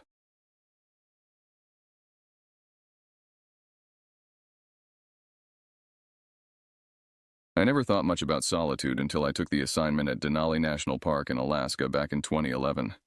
My name's Owen Mitchell, and I've been a park ranger for a few years now. The vast expanse of wilderness up here is something that both humbles and exhilarates you. There's a kind of quiet that settles into your bones, a stillness that's hard to find anywhere else. I grew up in a small town in Maine where the tallest thing around was the church steeple. The forests there were nothing compared to the endless stretches of pine and tundra in Denali. I moved here looking for a change of pace, maybe even a bit of adventure. On my days off, I'd hike trails that hadn't seen footprints in weeks, fishing rod in hand, hoping to catch dinner and a good story. Winter in Denali has a way of making you feel insignificant. The mountains loom like ancient gods, indifferent to your presence. The cold isn't just a temperature, it's an entity that hunts for any exposed skin, any weakness in your layers. Even the air feels different when you breathe it in, crisp and clean, but somehow heavy with silence. One morning in late October, I was assigned to check on some remote cabins used by researchers during the summer months. Winter was closing in, and we needed to make sure everything was secured before the heavy snows made the area inaccessible. My colleague, Laura Jenkins, was supposed to join me, but she'd called in sick with the flu. So I packed up my gear, loaded the snowmobile, and headed out alone. The ride out was smooth enough. The sky was a pale gray, the kind that makes you wonder if the sun ever truly rises here. The trees stood tall and silent, their branches weighed down by fresh snow. Occasionally, I'd spot a hare darting across the white canvas or catch the distant call of a raven. I remember thinking how beautiful it all was, in that stark, unforgiving way. The landscape seemed to stretch forever, unchanging and pristine. But there was something else that day, something I couldn't quite put my finger on. A tension in the air, like the moment before a thunderstorm breaks.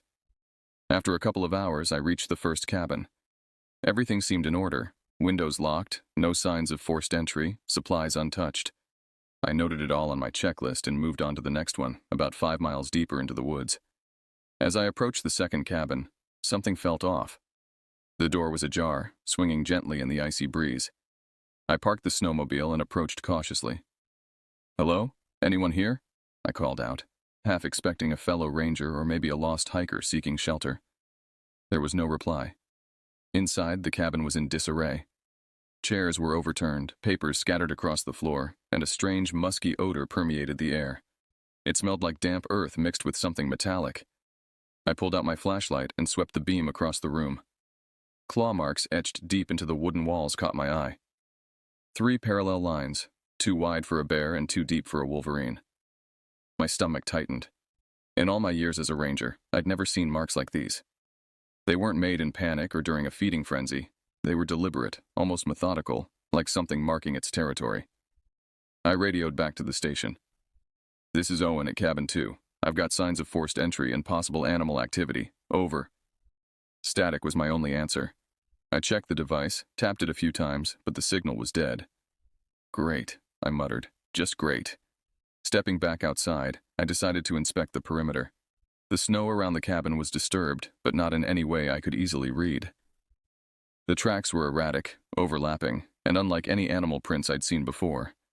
They were large, almost oval, with what seemed like 4 toes ending in sharp indentations, claws maybe. I felt a chill that had nothing to do with the Alaskan air. As the wind picked up, it whistled through the trees, creating a sound almost like distant voices, whispering, calling. I shook my head, dismissing the thought. A joke came to mind about how I moved to the coldest place possible to avoid getting cold feet, but it fell flat even in my thoughts. The growing unease I felt wasn't something I could laugh away. Determined to finish my duty, I decided to head to the third and final cabin, about 7 miles further in. If something dangerous was out here, I needed to know. The sun was already beginning its early descent, painting long shadows across the snow.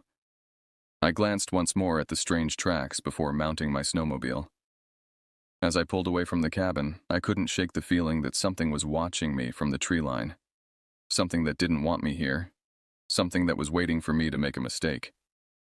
The trail to the third cabin was rougher, less maintained. Branches reached out like skeletal hands, scraping against my jacket as I pushed through. The snowmobile vibrated beneath me, struggling against the deepening snow.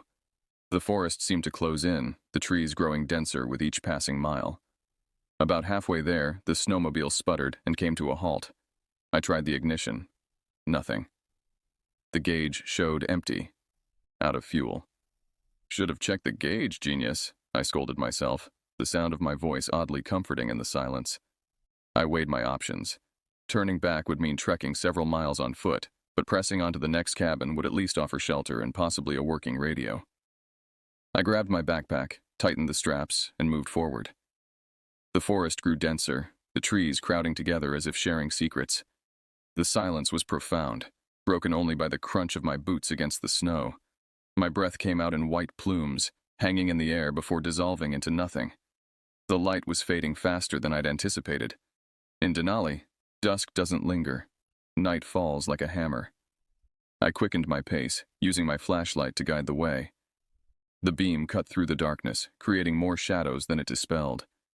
Then, in the distance, I heard a sound, faint but distinct, a sort of chittering, like the murmurs of a crowd heard through a wall. I paused, straining to listen. The noise stopped. Shrugging it off as the wind, I continued. But the sound picked up again, louder this time, seeming to come from all around me. I couldn't pinpoint a direction. It was disorienting, like being in a room with speakers hidden in every corner. Hello? Is someone out there?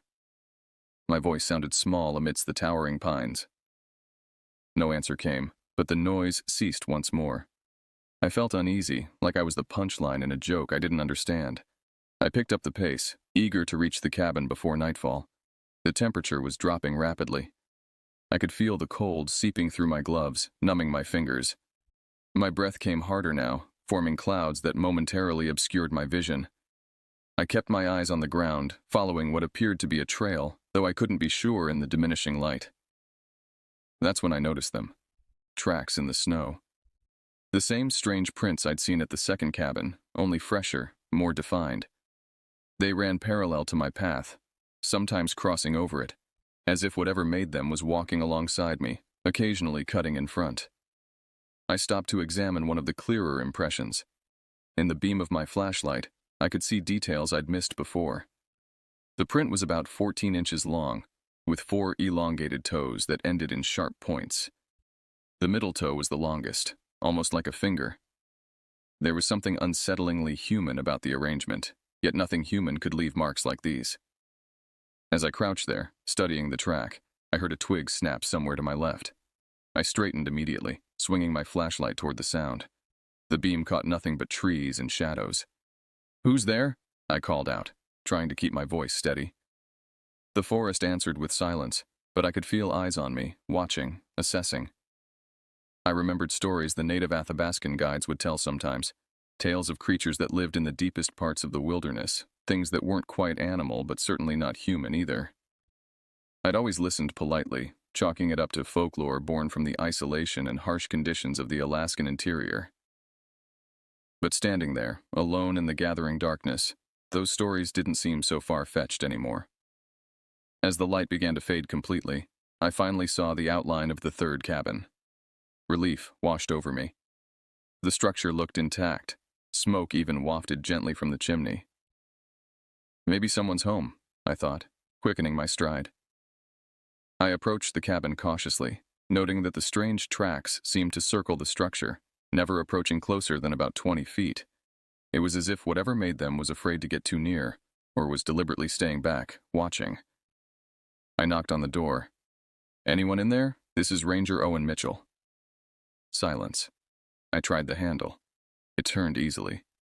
Stepping inside, warmth greeted me, along with the comforting crackle of a fire. But the cabin appeared empty. A pot of something aromatic simmered over the hearth. On the table sat a mug of steaming tea. The whole scene was unsettling, like arriving late to a party where everyone had just stepped out. "Hello?" I called again, more cautiously. My flashlight beam swept across the room, revealing standard research equipment, a weather station readout, notebooks, a satellite phone that looked damaged. Everything seemed peaceful, ordinary even, except for one thing. On the wall opposite the door were the same 3-lined claw marks I'd seen at the second cabin, fresh enough that sap still oozed from the gouges in the wood. Then I saw it, a notebook lying open on the desk, pages filled with hurried handwriting. Curiosity got the better of me. I approached and began to read. The notebook was filled with the kind of handwriting that comes from someone writing in haste. Slanted, pressed hard into the paper, some words nearly illegible. I flipped through the first few pages, which contained ordinary research notes on wildlife migration patterns. But around page 15, the tone changed dramatically. Day 11. We've barricaded the doors and windows. Food supplies are low. The radio isn't working. Sarah is starting to panic. I flipped to the next entry. Day 12. The creature is more intelligent than we thought. It watches, studies. Last night it mimicked Jacob's voice. We almost opened the door. A cold knot formed in my stomach. This wasn't a research team I was aware of, and their observations didn't match any known predator behavior in the area. I turned another page. Day 13. If you're reading this, we didn't make it. The creature can imitate sounds, perhaps even voices. Do not trust anything you hear outside. Do not go into the woods at night. The last entry was dated just 2 days ago. I looked around the cabin with new eyes, noting details I'd missed before.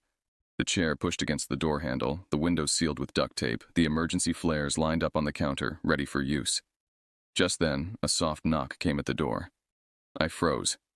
"Owen, is that you?" A woman's voice called out. Laura's voice.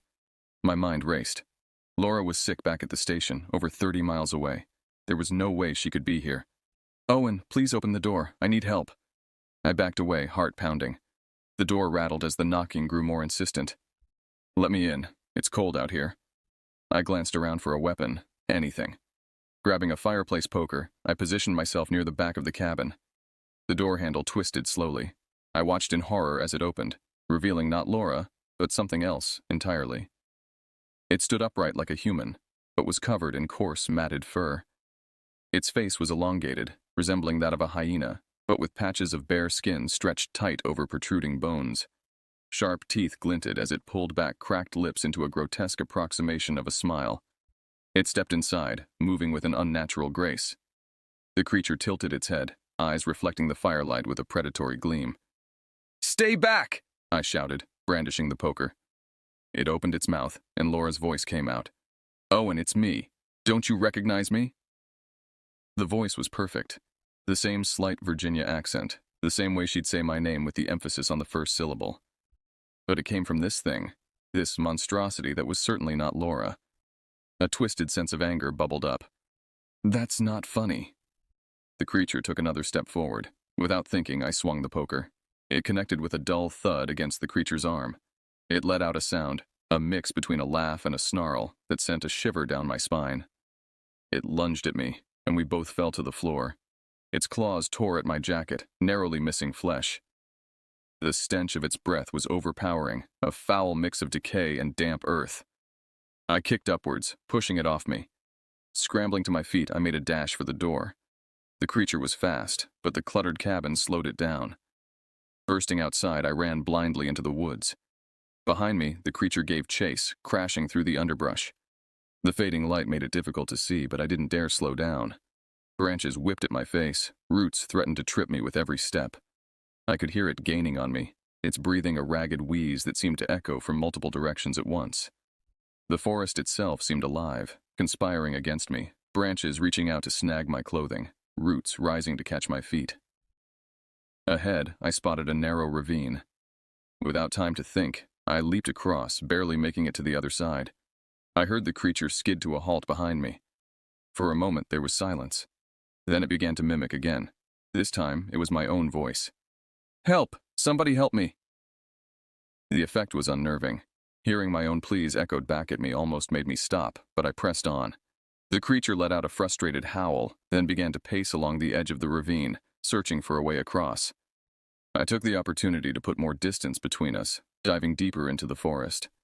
The darkness was almost complete now, but the moon provided just enough light to navigate by. My lungs burned, each breath a struggle in the cold air. After what felt like hours, I emerged into a clearing. Moonlight illuminated an old maintenance shed we hadn't used in years.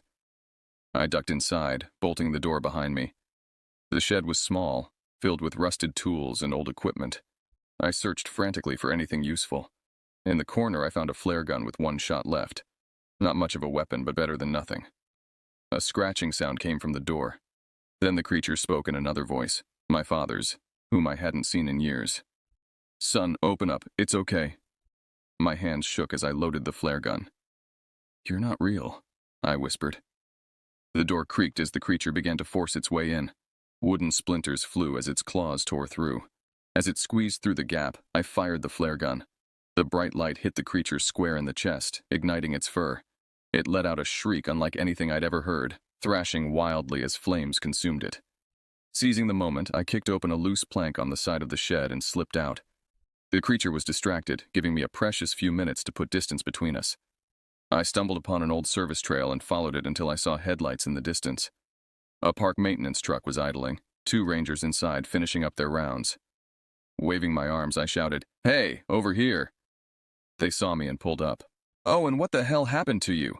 One of them, Mark, asked, eyes wide. I must have been a sight, clothes torn, face scratched, eyes wild with fear. But I was alive, and at that moment, nothing else mattered. The ride back to the ranger station was a blur. Mark and his partner Dave tried to get me to explain what happened, but I couldn't find the words. How do you tell someone you were attacked by a creature that shouldn't exist? That it could mimic voices with perfect accuracy? That it had intelligence behind its predatory eyes?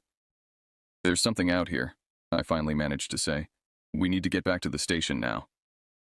They didn't ask any more questions, sensing the urgency in my voice. As we drove away, I glanced back toward the tree line. For a brief moment, I thought I saw a pair of eyes reflecting in the darkness, but it could have been a trick of the light. Back at the station, I reported everything to Chief Ranger Hollister, a veteran who'd been working in Denali for over 20 years. He listened without interruption, his weathered face giving nothing away. When I finished, he leaned back in his chair and sighed. "Owen, you know how this sounds, right?" "I know exactly how it sounds," I said, my voice steady despite the tremor I felt inside. "But I know what I saw." Hollister nodded slowly. "We'll send a team out first thing tomorrow to check the cabins and look for this creature." He chose his words carefully. "In the meantime, get some rest. You've had a hell of a day." I couldn't argue with that. My body ached, and exhaustion was setting in now that the adrenaline had worn off. But sleep seemed impossible. Every time I closed my eyes, I saw that thing standing in the doorway, speaking with Laura's voice. The next morning, a search team was dispatched, 6 rangers, including Mark and Dave, all armed and equipped with radios and emergency flares. I wanted to go with them, but Hollister insisted I stay behind. "You need to recover," he said, but I could tell he was worried about my state of mind. They returned late that afternoon. They'd found the second cabin just as I described, furniture overturned, claw marks on the walls. But the third cabin was empty. No pot on the stove, no steaming mug, no notebook. And the shed I'd taken refuge in was burned to the ground, the fire attributed to a faulty propane tank that had been stored inside. As for tracks, they found plenty. Moose, wolf, even a bear that had wandered through recently. But nothing matching my description of the creature's prints. The snow had been disturbed in places, but a light snowfall overnight had obscured much of the evidence. Officially, it was written off as a bear attack, with my more fantastical observations attributed to hypothermia and shock. Unofficially, those of us who knew kept a wary eye on the woods. A week later, a group of hikers went missing in the same area. Their bodies were found days later, showing signs of an animal attack, though the details didn't add up. The patterns were too erratic, the injuries unlike those from any known predator. The park was temporarily closed for investigation. Wildlife specialists were brought in from Anchorage and even as far as Seattle, but no definitive answers emerged. They talked about unusual wolf behavior, possibly a rabid bear, or even a wolverine protecting its territory. None of those explanations satisfied me. During this time, I did some research of my own. I spoke with local Athabascan elders about the legends they'd grown up with. One story in particular caught my attention. The tale of the Nalugwijut, a creature that could change its voice to lure hunters away from their camps. "It is very old," one elder told me, his eyes distant as if looking back through countless winters. "Older than the mountains, perhaps. It sleeps for many years, then awakens hungry." "How do you stop it?" I asked. He smiled sadly. "You don't. You recognize its tricks and stay away. It is not evil, not as you understand it. It is like the winter, harsh, deadly, but part of this land." I also discovered that the research team whose notebook I'd found had never officially existed. According to park records, no team had been assigned to that cabin this season. When I mentioned the names from the notebook, Sarah and Jacob, Hollister looked at me strangely. "Owen, Sarah Matthews was a researcher who worked here 5 years ago. She disappeared during a solo expedition. Jacob Chen was her colleague who went looking for her. He never came back either." A chill ran down my spine. "That's impossible. The notebook entry was dated 2 days before I found it." Hollister shook his head. "I don't know what to tell you. Maybe someone's playing a sick joke." But I knew it wasn't a joke. Something was out there, something that had been hunting in these woods for a very long time. As for Laura, she recovered from her flu and returned to duty. When I told her about the creature using her voice, she laughed it off, but I could see the uneasiness in her eyes. She started taking a different route on her patrols, avoiding the area where I'd had my encounter. Sometimes, late at night when the wind howled around the station, I'd catch her listening intently, as if trying to distinguish between the natural sounds of the wilderness and something else, something that might be calling her name. As for me, I took some time off.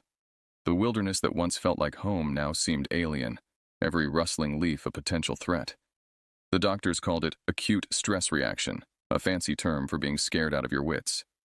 But I knew it was more than that. I'd glimpsed something that existed in the narrow space between legend and reality, and it had changed me. Before I left, I installed additional warning signs around the perimeter of that section of the park. One of the maintenance guys laughed, saying I was being overly cautious. "Better safe than sorry," I replied with a half smile. As I packed up my truck to leave, Mark approached me. "Heading out?" "Just for a bit," I said, securing the last of my bags. "Take care of yourself, Owen. We'll hold down the fort." I nodded. "Keep an eye out, okay?" He gave me a curious look but didn't press further. Of all my colleagues, Mark came the closest to believing my story. He'd been the one to find the most unusual evidence, a tuft of coarse fur caught on a tree branch near the burned shed. The lab results came back inconclusive, the sample contaminated or degraded, they said. I spent a month with my sister in Oregon, where the forests were different, younger, more domesticated somehow. At night, I'd wake up drenched in sweat, the echo of that creature's mimicry still ringing in my ears. But gradually, the nightmares became less frequent, the memories less vivid. By the time December rolled around, I felt ready to return. Denali in winter is a different beast altogether, harsher, more isolated, but also more honest. There's no pretense in 40 below zero. It tells you exactly what it is and what it can do to you. Hollister welcomed me back without fanfare, assigning me to maintenance duty at the main visitor center, well away from the remote cabins where I'd had my encounter. I was grateful for the mundane work and the company of other rangers, but I couldn't stay away forever. One clear February day, I volunteered for a supply run to the weather station just outside the area where the creature had been. Hollister hesitated but eventually agreed, on the condition that I take another ranger with me. Laura volunteered, surprising everyone, including herself, it seemed. "Someone's got to keep you out of trouble," she said with forced lightness. The trip out was uneventful. The snow lay deep and undisturbed, the sky a brilliant blue that seemed to go on forever. We made good time, delivered the supplies, and were heading back by early afternoon. As we approached the area where I'd first seen the strange tracks, Laura slowed her snowmobile. Let's take a different route, she said over the radio. I nodded, relieved that she'd suggested it first. We veered west, adding an hour to our journey but giving the area a wide berth. As we traveled, I noticed Laura kept looking over her shoulder, scanning the tree line behind us. You see something? I asked when we stopped to refuel. She hesitated. No, just being careful. But there was something in her eyes, a recognition that told me she'd experienced something too, something she wasn't ready to talk about. On our way back, we passed one of my warning signs, now half buried in snow. Laura brushed it off, reading the words aloud. Danger, do not proceed alone. Report any unusual activity. Do you think it's still out there? She asked quietly. I looked toward the distant mountains, their peaks catching the last rays of the setting sun. Yes, I said simply. I think it's always been out there. She nodded slowly. I believe you, about what happened. I turned to her, surprised. Why? You weren't there? 2 weeks ago, I was doing a solo patrol near the edge of the restricted area, she said, her voice low as if she was afraid of being overheard. I heard someone call my name. It sounded like you, but I knew you were at the station that day. A chill ran through me that had nothing to do with the temperature. What did you do? I got the hell out of there, she said with a weak smile. Didn't even look back. But I've been thinking about what you said, about it mimicking voices. Makes me wonder how many people it's lured into the deep woods over the years. We finished our journey in silence, both lost in our own thoughts. Back at the station, life went on. The park reopened fully by spring, the mysterious deaths attributed to an unusually aggressive wolf that had since moved on or been killed by hunters. Most people accepted the explanation, eager to put the troubling events behind them. As for the creature, there were no more confirmed sightings, though rumors persisted. A backpacker claimed to have heard his girlfriend calling for help, only to find her safely asleep in their tent. A pilot reported seeing something large and bipedal moving through a clearing, too big to be a bear, too fast to be a moose. Driving away from Denali that spring for a much-needed vacation, I couldn't shake the feeling that something old and cunning was out there, something that didn't appreciate uninvited guests. The park remains one of the most beautiful places I've ever known, but beauty often hides secrets best left undisturbed. Sometimes when the wind blows a certain way, I think I can hear whispering, voices calling from the wilderness, trying to sound like someone I know. And I wonder how many others have heard those calls and followed them into the dark, never to return. I still work in Denali. I couldn't stay away if I tried.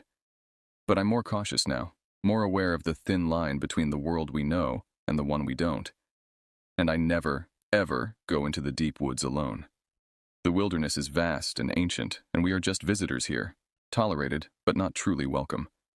There are places where humanity's foothold is tenuous at best, places where other things have held dominion since long before we arrived.